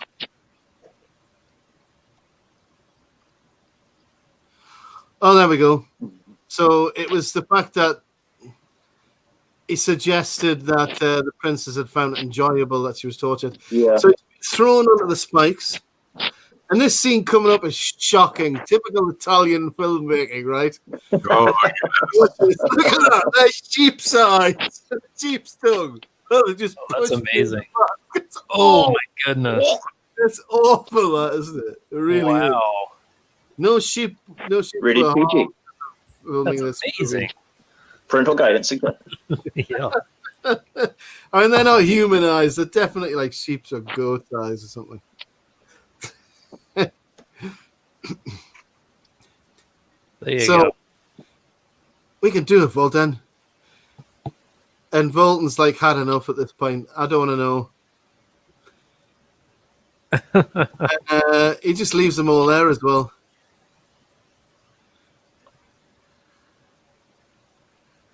And it is OTT, and it's like suspend disbelief. And one of the things that really carries this movie is Brian Blessed's performance. You know, Oh that yeah. OTT performance. You know. Mm-hmm. I mean, he just sticks with it for every scene. Like, I can see why this movie, like, well, even the comic strip has the same theme of like overthrowing rulers and corrupt rulers, because in Italy the comics were huge for years. And Italy is always, semi-fascist at all times. Yeah. And the people hate the government. And like all of the like Italian comics, like Diabolic, are all about people fighting back against the government. So I can see why Flash took off there too, because it's the same thing. It's like, hey, no, we can band together and like do stuff. We don't have to stand for this. Gentlemen on the screen are the two gentlemen we're honoring with this stream tonight, who both passed away. So this is the only scene that he is in. Whereas Max von Sydow obviously is in the entire movie. But yeah, the gentleman we're talking about. Oh, what's happened there? Oh, yes, this is where Max von Sydow. Does the take you to the top of the mountain moment? Yeah. This is the Jesus moment.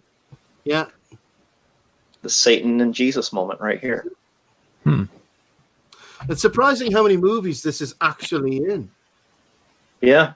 And it was in the comic strip in the 30s, too, where Ming actually takes him out and says, hey, you know what? We don't have to fight anymore.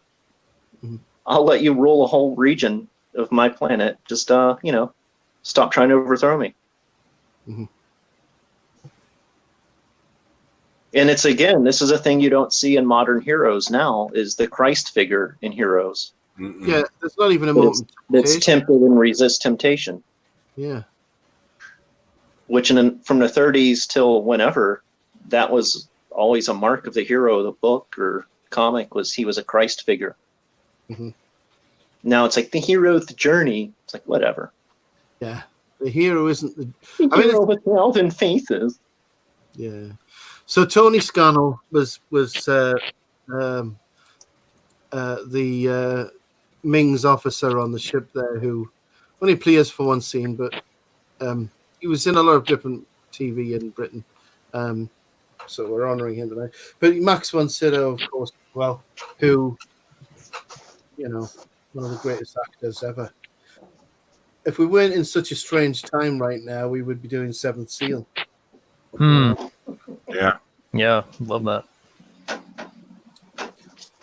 Ming's highly polished helmet is very reminiscent of I don't know, it's cartoons with all that stuff in all the time, wasn't it? Comic books did that all the time with a shiny helmet. The skull cap. Yeah. His medieval wizard skull cap. That's it. Makes him look very arcane, doesn't it? I like that his includes sideburns. It's like one of those rubber Halloween Elvis wigs. Yeah. So here we're seeing Cloud City stroke Bespin being attacked. Yeah. Yeah, that's where they got it from. I mean, I'm surprised they were still able to use this stuff. Well, I mean, it shows you how much of Flash Gordon Lucas just completely transposed. It was I mean, that's kind of like when you adapt older things that have been like. I remember when Lord of the Rings came out, I was like, "Oh, that movie's going to be terrible because it's been copied so many times. They'll be afraid to do anything from the books."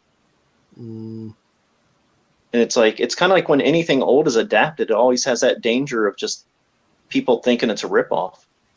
Well, that and I feel like John Carter suffered from that a lot. John Carter was, ripped off by everything. And then 100 years later, they make a movie, and people are like, "Oh, it totally was taken off Star Wars." Yeah. Apparently, Brian Blessed, said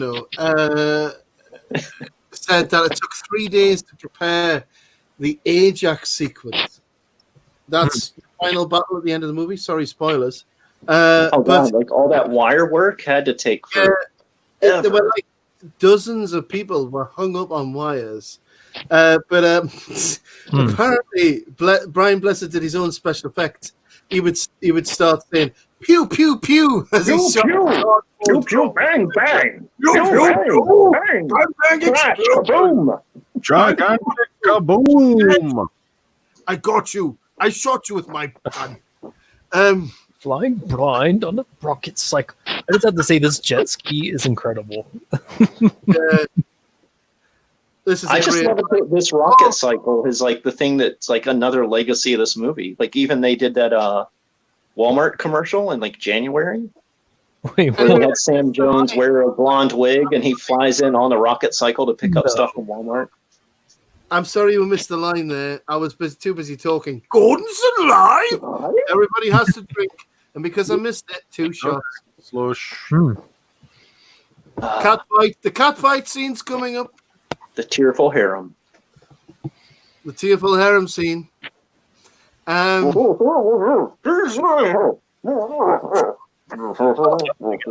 then it's just overt, isn't it, with the other women looking through and cheekily looking through and all this. It's That's so strange. Back her with that pillow. You'll take her out now. Yeah. Why do I have a feeling this was like a producer walked on set and was like, you know what I really want to see in this movie? Yeah. And they're like, we don't want to put that in the movie. He's like, well, I'm pulling out my funding. All right, it's in the movie. Here's the scene, girls. 20 more Masonic pillows in this scene. Can we get some square pillows, black and white? Lay them on the Keep floor. it on the square, brother. Keep it on the square. Yeah. That's the Can everybody cover one eye? Cover one eye and tug your pant leg. I want everyone with one leg trousers. You only have one leg on the trousers. You got me? Whoa, Mr. Sam Jones, where's your apron? Telling me you're not in the square? Get out of here, you're fired. Cosme says Bolton was just trying to kill Flush. Now he's like, yo, homie. Yo. It's a lie. My blonde hope. But now they're the best of friends now as well. But yeah, the another line I like from Blessed there was for giving a dumb old bird a second chance.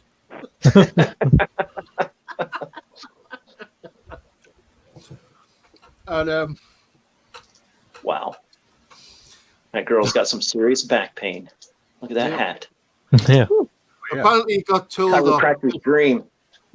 Sam Jones was also going pew pew as well, and they all got told off. They had to redo it because An Enter Queen. Wow. Savior of the universe. I didn't know that they had a track on this on the soundtrack. Wow. Oh yeah, they did the whole soundtrack pretty much. Really? Wow. This is a gem. That's No one of wonder- the things that makes the movie almost like a rock opera. Yeah.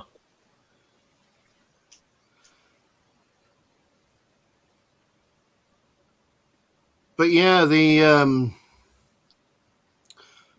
struggling with my screenshots there. Oh, pew pew pew. There you are. Pew pew pew pew pew. Oh crap. Cool. So that's why the Queen says. That's why Freddie Mercury says Flash. Savior of the universe. I didn't realize. That's, It's just. Oh, Flash It's Gordon a- on a rocket cycle. Yeah. It's like flying What else did behind we on do? a rocket cycle. what did we take a shot for? It wasn't just Gordon's alive. It was Hawkman dive, wasn't it? And that happens 3 times in a row. Get ready for that, gentlemen.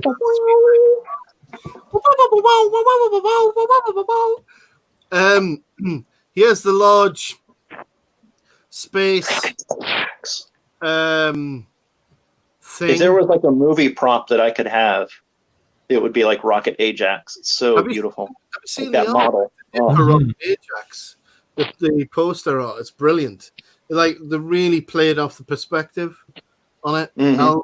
I'll tweet you some stuff out. But I mean, it's just a World War II bomber, isn't it? Mm.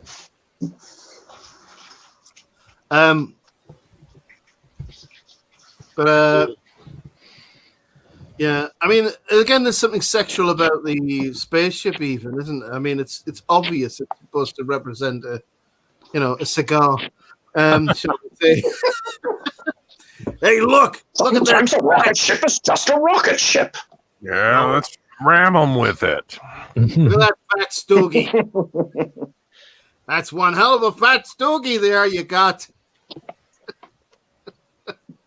Have you noticed the Hawkmen have the original version of head cams. On their helmet. Yeah, I always want, like, every time I've ever seen this movie, I always notice that the weird little camera things on their heads. Aren't they like extra lasers that they can fire or something? I just imagine those things on their heads were like compasses, like you get at gas stations that you put on your dashboard that really don't work. Here's the big hard cigar coming through the clouds here. Wow. Pink clouds. I mean, it's so overt. It's ridiculous. So Good strange. video. How many people died of cancer from this colored smoke? There we go. Cheers, gentlemen. Shouldn't be doing this. Ralph's on scotch. It's going to be ruined. Yeah. Hopefully, I'll wake up tomorrow. Oh, man. And this scene you may remember from Queen guitarist Brian May's quick video called Badgers. Yeah. Mm. Badger. Have you noticed, talking about polo, have you noticed how like Ming's generals have like polo helmets? I don't know. Yeah. Oh, and dive! Oh There we no! go. Another shot. Mm. Dive. I love the bat sound when the one gets hit. Yeah. You know, the synth music in the background was used in a computer game. I can't remember. Oh. I'm sure it was. It was like used in a video game. Fallen Desi saying, "How is the trailer park pickle beer, Ralph?" Okay, I'm going to give you the lowdown. I first opened it. The aroma kind of has a kind of an old tire smell to it. Nice. Once you dive in, it is like drinking pickle juice. It's a very unusual beer. I can't say I've ever tried any beer quite like that. Pickle tickles because it prickles and it ain't worth a nickel. Oh, There you go. just go get a jar of dill pickles, pour some of the juice into a cup, and slug it, and you got what the experience is like. You hear the Queen soundtrack cutting in there as well. Yeah. You know, Dina De Laurentiis had never heard of Queen, right? Before making the movie. The band, I love that. They approached the band for the gig in '79, right? Third dive. They were interested straight away. The manager arranged a meeting with De Laurentiis, right? De Laurentiis said, apparently, who are the Queens? That's great. I'm not surprised at this point. So, honestly, it's like Are they typical. one of the new ragtime bands? Oh, are these the Queens peoples all They about? play the jazz. I like that. That the new kids of music of the jazz. Oh, it's a The trend. ragtime. Kids. Boy. As long as the kids are like it, I don't mind. You know, that guitar riff sounds a lot like Tie Your Mama Down. Yeah. Tie your Birdman down. That's right. The new hit from Brian May and Queen. Of course, I guess you're not ripping off yourself. So There we go. Dive! Wow. a I little just thought they were like a little to the left. when the one old Birdman dies, like people feel so bad for him that have never seen the movie and it's like his only scene in the movie. Oh, this is an old guy who almost dies, right? I've got his name, but I don't have the time. He is a. Yeah, they say his name like, oh no. His And, nose. like, people are always like, oh, I feel so bad. His nose looks like he's been bent 3 times Yeah. in the same direction, you know?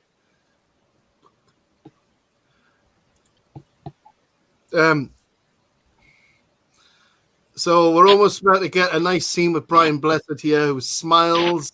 Yeah! Yeah! As he shoots people with his laser gun. We're killing more Skeletors here as well. You know, this scene on the bridge. Take that, you Freemason! It's just You're not Freemasons. getting a pledge from me! I wouldn't be surprised if, even though George Lucas didn't use this as inspiration for his movie, because he already made his movie about this, that bridge scene, I wonder if he ripped it off for Revenge of the Sith. Oh, There's a battle on the bridge. Who knows? Yeah. I love the 1950s. Have you noticed that, Matt? The 1950s microphone. Yeah. Love that. Maybe that's an homage to like the 1950s matinee shows. Yeah. Oh, excuse me, Gimp Trooper. Can you just catch my So scarf? I strange.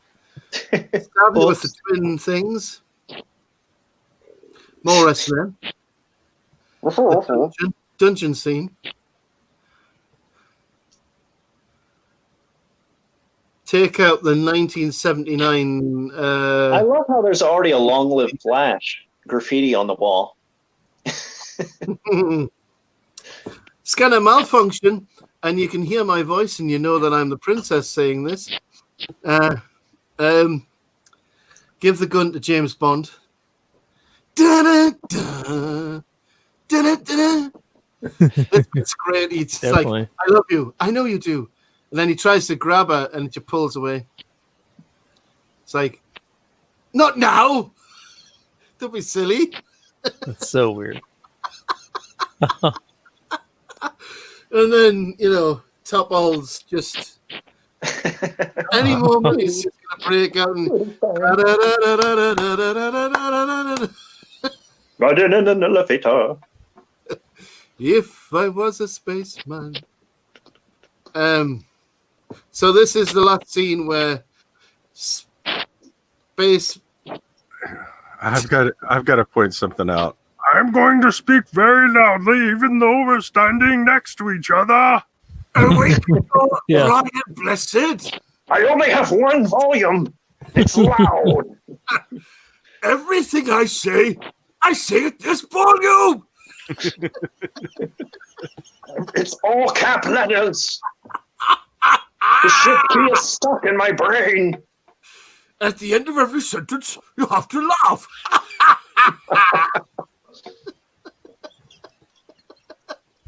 Gotta say, his eyeliner's on point, though. Well, Yes. you gotta. I do my mascara myself.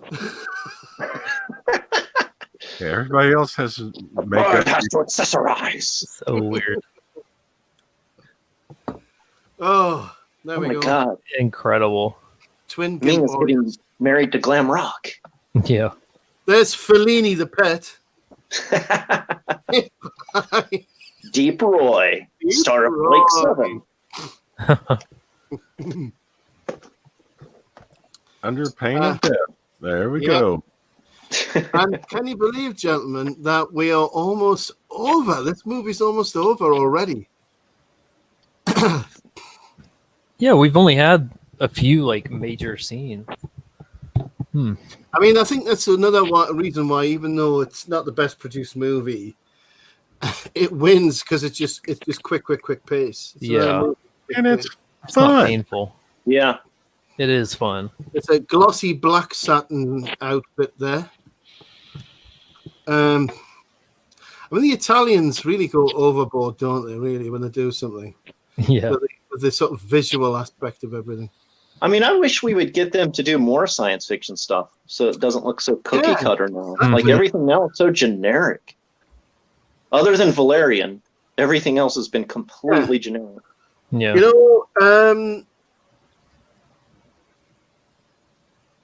The suit that Ming wears, especially at the end there, weighed over 70 pounds. I was going to say Dale's dress is like that much too. Because the sequins on her dress are like millions and millions of them. Actually, they could only wear the things for like a few minutes before it was like had to sit down. It was that heavy. It's suicide!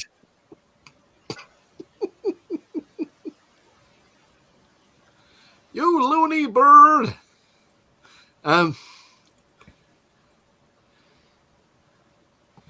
So, yeah, we're in the last sort of like 5 or 6 minutes of the movie. Loony bird, I take offense to that. Who are you calling you birds? I'm triggered. I'm definitely loony. I'm not a bird. I'm a Birdman! Meow, meow, meow, meow, meow. And the thoroughly realistic flapping of the Hawkman's wings. Yeah, Every bird I've ever seen flies like that. it's going slow. Exactly. They are, you bloody bastards. Yeah, that was a little. Yeah. Yorkshire. Commander, we're being attacked by Canadian geese! So this is, I mean, he shoots everything out here. Like he shoots the view screen, shoots the. There you go. He pulls out the. So they're all connected. You see, they're all on Apple G5. Oh dear God. And there you go. Shoots out the screen. You know it's terrible when Timothy Dalton reacts in horror.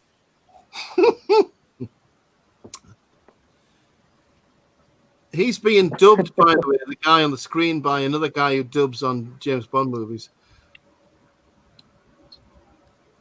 So both these actors are like also. I mean, this is. You see, I was just shooting everything. It's like this. Then he goes and shoots everybody in the head for a bit. So that's like they must have so much fun with it. Right, this guy's going to make a good James Bond. Yeah. Yeah, and this is after he turned down Moonraker. Yeah. And this is exactly the same movie as Moonraker. I don't want to do Moonraker because all I'll be doing is firing a laser pistol. I'll do Flash, where I can fire a laser pistol. Well, he got to wear a mustache in this one. Yeah. And What? Timothy Dalton is like level 10 when he's got a mustache. Absolutely. Keep that mustache for James Bond, really. Hey, I shoot him straight in the head. How horrible is that? Heartless. Oh yeah. Gotta Yeah. get that gun. Wedding scene. It is nice though. You get the whole smoke effect coming out of their helmets each time, but I guess you have to hit them in the head to get that. Yeah. Oh my Hey, god! yeah. Oh, man, our superior silkiness. Well, yeah, these are the Ming wedding vows. Not to blast her in space until you're fed up with her. And of course, the entire time we've got like 1 minute 45 seconds to save the Earth, gentlemen. Which I suppose is another thing that why the movie survives, because you have a tangible like countdown running through the whole movie. Yeah. Yeah, something to give you tension. Yeah. Stakes. Yeah. Kind of like, Oh, and we've seen that he can kill. I mean, we know he can destroy the Earth too. So we know the stakes. Very quickly, I forgot to mention, you know when Dale gets space roofied at the start of the movie with a hypnotic ring? In the original version, she went on an erotic picnic with Ming in a 1920s setting. They dropped that idea for the movie. Yeah. For the Sometimes best. even they can go too far. It doesn't give them much chance. This is James Bond. It's like he says, deactivate Langfield, 2 seconds, and he just shoots them anyway. Yeah. And anybody else notice that this cigar-shaped spaceship is about to enter the perfectly round hole? Oh gosh. But I don't wait a know, minute. I don't That's know what you're the getting at. exit portal, isn't it? Gordon? Ming's just gone, Gordon? So even he said Gordon's alive. Here we go. In through. Perfect fit, gentlemen. Perfect fit. Wait a minute. He pierced him from behind. I'm so. Ugh. Well, Oh, that's great. pork. And there we have Ming pierced by Flash's rod.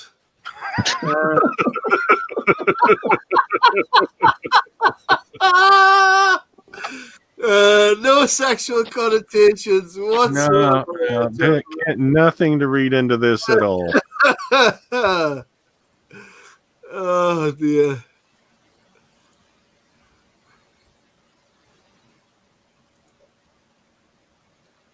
and this is the indication that we have that Ming is like, maybe not even human. He's not even alien. He's like some sort of demigod. He's been around for a long time. Who knows what he really is,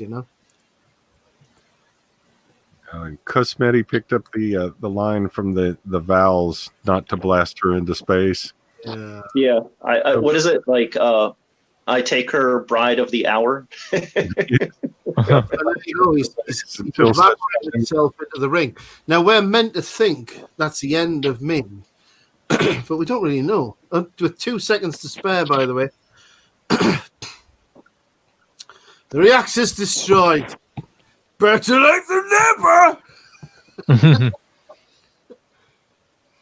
This is the bit. This is Flash's favorite bit. Elrod.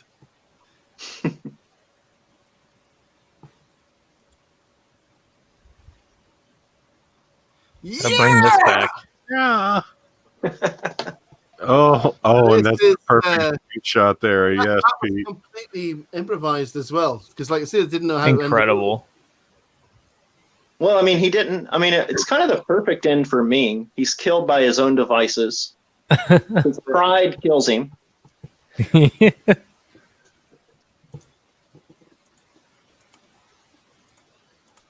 Whereas, typically there probably would have been like a long sword fight between him and Flash. Oh yeah. Yeah. But at this point, Sam Jones had already quit the movie. Huge sword fight planned, for the movie, but they just abandoned it. Look at young Timothy Dalton. My goodness. I mean, it's like a Douglas Fairbanks Jr. He is, isn't he? He's totally swashbuckling. And I mean, think of the fact that the Star Wars movie. He's like Errol Flynn, but less fascist. Yeah. Yes. He's like Errol Flynn who doesn't support Hitler.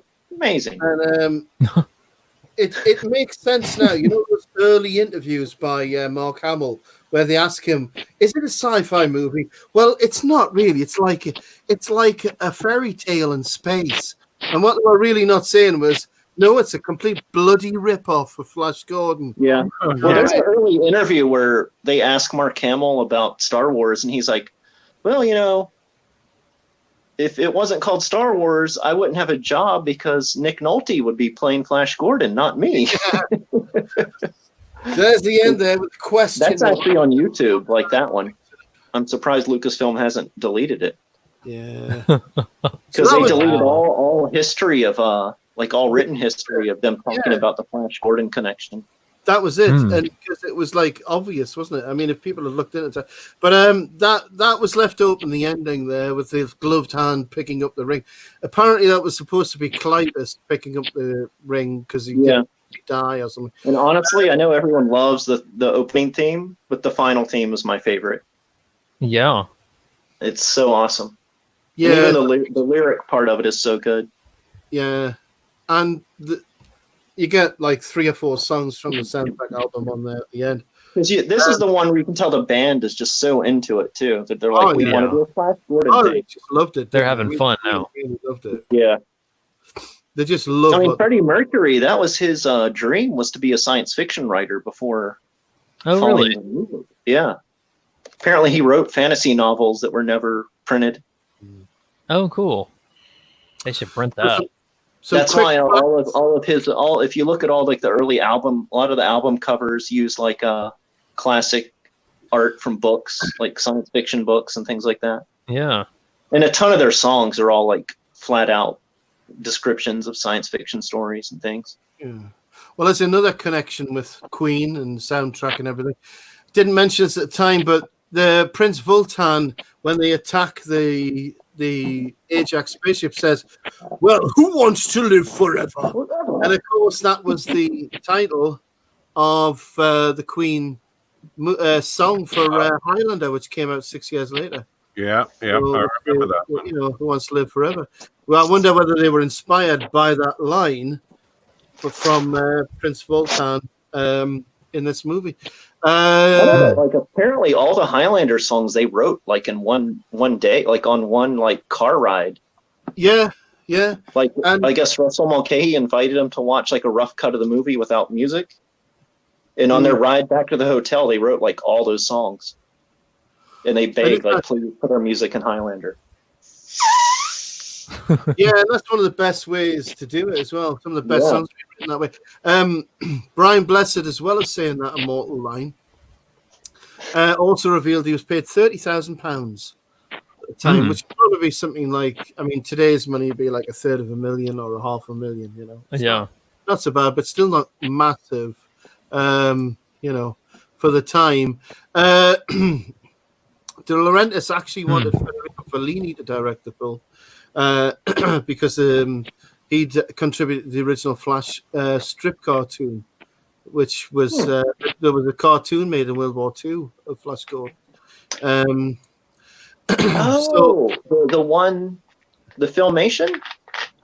I think so. It's they made it so they could release toys because there was a Flash Gordon. It's really good, actually. The Flash Gordon Filmation TV series. It was a Saturday morning cartoon, but Filmation actually made a full-length movie. Yeah, it was really good quality as well. Brian Blessed also was an avid fan of Flash Gordon since he was a kid. His favorite character was actually Prince Boltan as well. So he got to play the character he really loved since he was a kid. Nicholas Roeg was going to direct the movie at one point. Debbie Harry was going to play Princess Aura, and Keith Carradine was going to be Ming the Merciless. I don't know what that would have looked like. But, that would have been interesting. I could see Deborah Harry playing it. Yeah, she would have. I mean, Keith Carradine already believed he was Oriental by this stage, didn't he? So, yes. Yeah. You mean David Carradine? You mean David, right? No, actually, sorry, beg your pardon. No, yeah, David did believe he was. No, Keith Carradine. That might have actually worked because Keith. He's not as you know, not as much on the wacky weed as his brother. So yeah. Yeah, well, I remember watching Keith. Could have held it together. He had the bone structure for it. Yeah, we did it. We did a Duelists movie watch, and Keith Carradine was in that. He's good. Really good actor. But yeah, Robbie. I think David Carradine was good too. He just he took a different path. Good, but he lost the plot, didn't he? He went off the reservation, so to speak. Well, he found a thing called drugs, I believe. Yeah. And he found them quite enjoyable, and he realized, like, you know what? I'm going to do Roger Corman movies like once every couple weeks. And you know, he lets me smoke as much pot as I want on set, so I'll do that for a while. I'll leave the most successful TV series in history to go to like really crappy movies. Exactly. Now, couple of final facts here before we end the stream. According to the book by the book Dino, which is the life and soul of Dino De Laurentiis, Sam J. Jones kept getting into fights during the filming of the movie. At one point, Jones was in the hospital with a big scrape at his face. De Laurentiis barged into the operating theatre to make sure that when they repaired his face, they didn't leave any scar. Jones kept causing trouble. At Christmas, he left for Los Angeles altogether and never returned at all.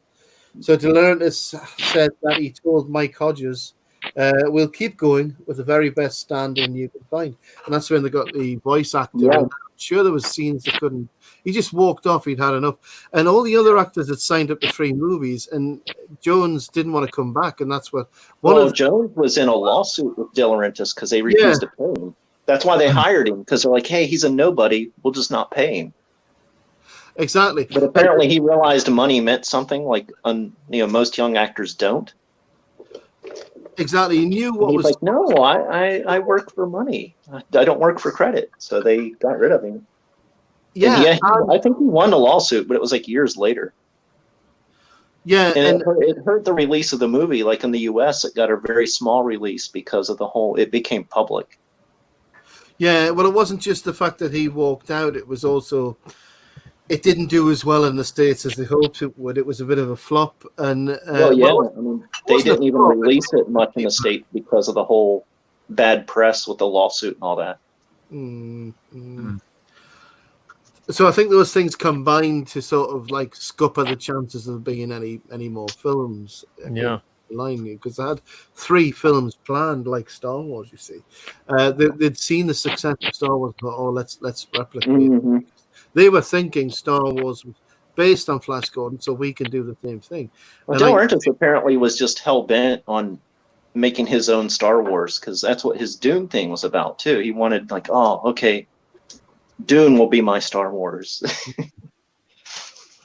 That's it. I mean, and he made Dune very much about like a messiah figure, didn't he? I mean, I'm not too well, it is the book itself, but I mean, but yeah, the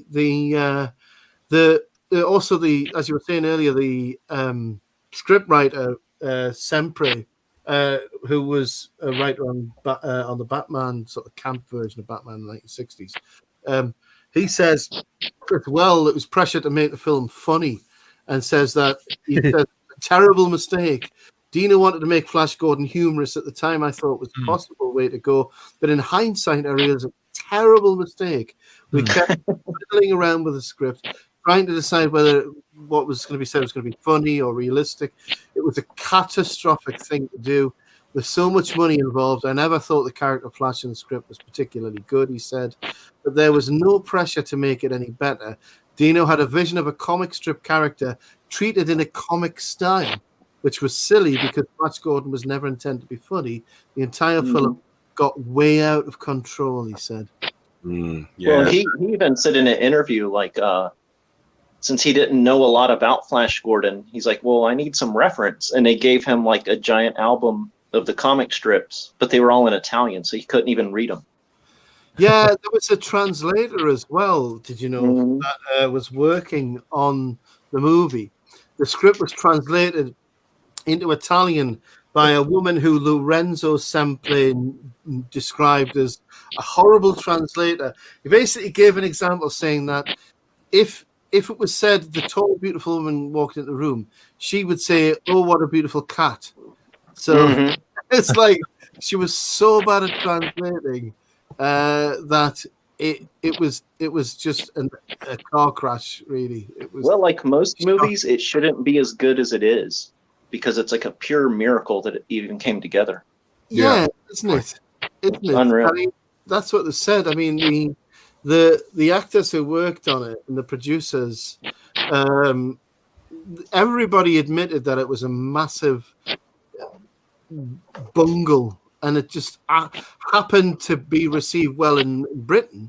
It made like $14 or $15 million in Britain, and that's what saved it completely from being a total washout, because the British audience really liked it. You know, not but that in America, the home video market, it blew up too. Yeah, and that's when the cult side of it came in. I mean, you had things like the same actors like Richard O'Brien did in Rocky Horror Picture Show. So you had the same sort of people who were into that kind of weird avant-garde, sort of like over-the-top, tongue-in-cheek stuff. And it's no surprise that Timothy Dalton was chosen for Bond, because, you know, at the point in the mid-'80s, Bond had become a tongue-in-cheek thing anyway. So there was definitely, still a place for it in fandom. But yeah, I mean, there's loads of other facts we could go into. But overall thoughts, gentlemen, any thoughts overall of the movie? What makes it work? What makes it work is what made it not successful in the first place. Yeah. The Red Letter Media has a lot of things that they talk about when they're reviewing good movies, and that is, a lot of it is heart, and I really think that most of the people that were in here were really having a good time, and it comes through, Yeah. So and it's like no matter how sidetracked or weird it gets, like I said before, all the characters are consistent from the first beat to the end. Right. Yeah. That's so it's like there's so many, and it's a beautiful movie. Like just a production design and sets are just and costumes are just phenomenal. Yeah, and they embraced the campiness with it. Yeah. They really. I think you added the Queen music, and it's like they're campy, but serious, and it just brings out the tone of the movie and makes it almost like better somehow. I don't know.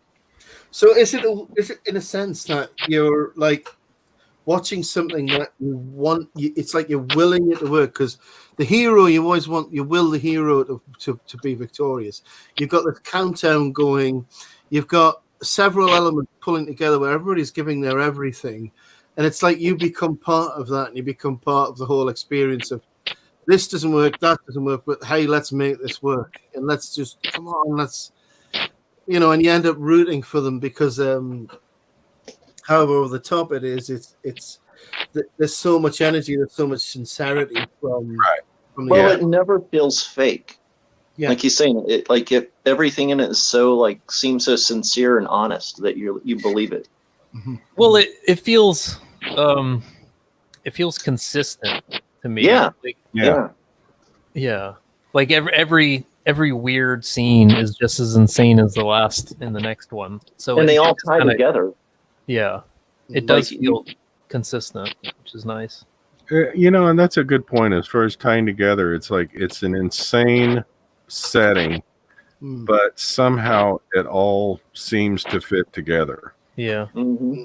You know, all the way from the crazy over the top Ming's army kind of thing to, you know, the merry men in the woods that Timothy Dalton. Yeah, Robin Hood, basically. Yeah, I mean, Robin Hood. Yeah, it you're able to suspend disbelief and go with it. Well, I think one of the biggest, weirdest things to come out of this movie was that because George Lucas couldn't get the rights to do this movie, he did Star Wars. It became so successful that the people who did have the rights to this movie decided, let's copy Star Wars. It was like the dog chasing its tail. You know, Lucas couldn't do Flash, so he did Star Wars, which became really successful. So then the people of Flash thought, let's copy Star Wars. So he copied Flash. Flash copied Star Wars, and they were all, you know, like sort of in an eternal circle. But I mean, the important thing is that because Lucas couldn't do a reboot of Flash Gordon, we now have Star Wars, which has snowballed into becoming, you know, the most successful movies of all time, I think. And it's become a staple of the American soul at this point. You know, it's part of the zeitgeist of being American that you know about Star Wars, probably even greater now than Flash Gordon or Buck Rogers, or possibly even Superman. If you take these all together, which is why, you know, when people talk about the culture war and everything, which is why a lot of people were very hurt when, you know, Star Wars was taken and basically ruined by the sequels. And there's talk of a reboot of Flash Gordon. So let's hope that if they do a reboot of Flash Gordon, they won't do the same with Flash Gordon as they did with Star Wars. That would be very difficult. I'm gonna have to be concerned up until the point where I hear something good about it. Indeed. But one final point before we go, just something I didn't mention earlier, a very clever sort of cinematography method they used. You might not have noticed, early in the film, Ming's always shot from above. From below, I beg your pardon. We're looking up to Ming. He's always at the top of a set of stairs or the top of a pedestal. And we're looking up to him from the start of the movie. About midway through the movie, he's like on a level plane with the audience.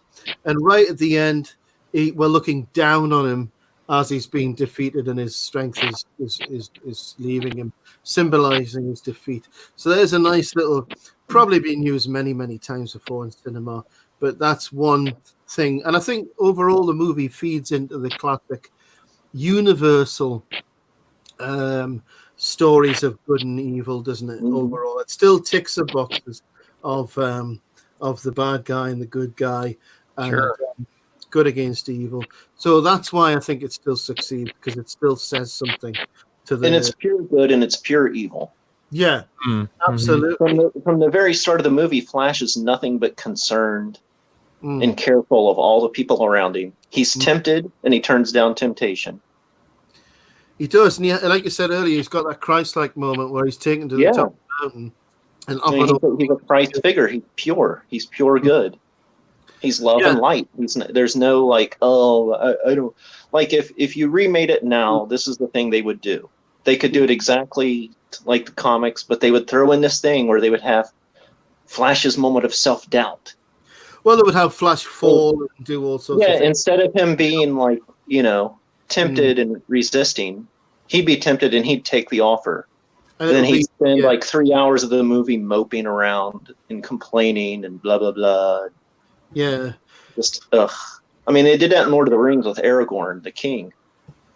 They made him like a mopey, sad, self-defeating character up until the third act of the third movie. And I was like, come on. Yeah, I know, it was pathetic. But, I mean, in this movie, despite the fact it's OTT, you have a very strong moral sense from the character Flash, who wants to get married, wants to have kids. He's the all-American guy. He's the all-American hero. Yeah. Despite the fact it's OTT. Jack Armstrong, all-American. Message across. Exactly. Football quarterback. He's meat and potatoes, brother. Golden gloves. Tell you. Adventure. He is. So on that note, gentlemen, thank you to everybody who joined us in the chat. Thank you to my guests. I'll say thank you to the chat first, Cosmetti, and also Tony Nasser, and also Sadie Bella, and also we had Lady J, Crawling into Destiny. We also had obviously all the people who are going to watch this recorded later on, and of course a fantastic guest, Ralph the Merciless, who has a Teespring store. Go visit the store. And what's the name of the Teespring store? It is teespring.com/store/ they call me Ralph. Excellent. Or I'm sorry, Ralph's Trailer Park. My bad. Excellent. And that's the catalog of t-shirt designs is increasing daily there as well. And also we have Flash, who joined us as Flash so that we could watch Flash. She was a fantastic comic artist. And, I'm waiting for that project, Flash. When's it going to happen? One day. One day when the world is calm again, something may happen. Fair enough. He was a man. When my conscience is eased enough to take money for it. Yeah. Fair enough. And finally, we have Prince Barin, or Matt Barin, or Matt C., who we all know is the author and artist for the Kiri books. Kiri 2 is still available, is that right? It is. These would already be printed. They'd be in the process of being printed right now if it wasn't for these uncertain times. We are getting it figured out, and they are still in demand. So absolutely. Yep. And is that's on Indiegogo? What's the address? Or what should people type in if they want to find that? If they just look up, I would say, well, you could just look up Kyrie, I suppose, on Indiegogo. I think it's igg.com. Well, I don't remember the HTTP. Just look up Kyrie. That's all right. Well, it's Indiegogo. If you search for Indiegogo, KYRE or RIE. Yeah. KYRIE. Kyrie. Kyrie. Mm-hmm. And then search there, and then you'll find Matt's book. Of course, he's done one, and that's already. Is that still available? Number one.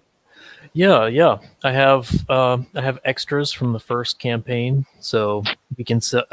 You can get both books. That's 280 pages for just $35. Bang! There's the link in the chat there. So, if anybody wants to click on that, they can click on that and get the book. So, yeah, a fantastic movie. One of those kind of movies which is stood the test of time, even though it wasn't perfect, because it ticks those universal boxes. It hits those places in the human soul. And it's been an absolute pleasure to do this show with you, gentlemen. Thank you for being part of this. And at this point, I'll say thank you to the fans and everyone who will watch recorded as well. And at this point, I'll say good night. Good night. Good night. Good night. Guten Tag.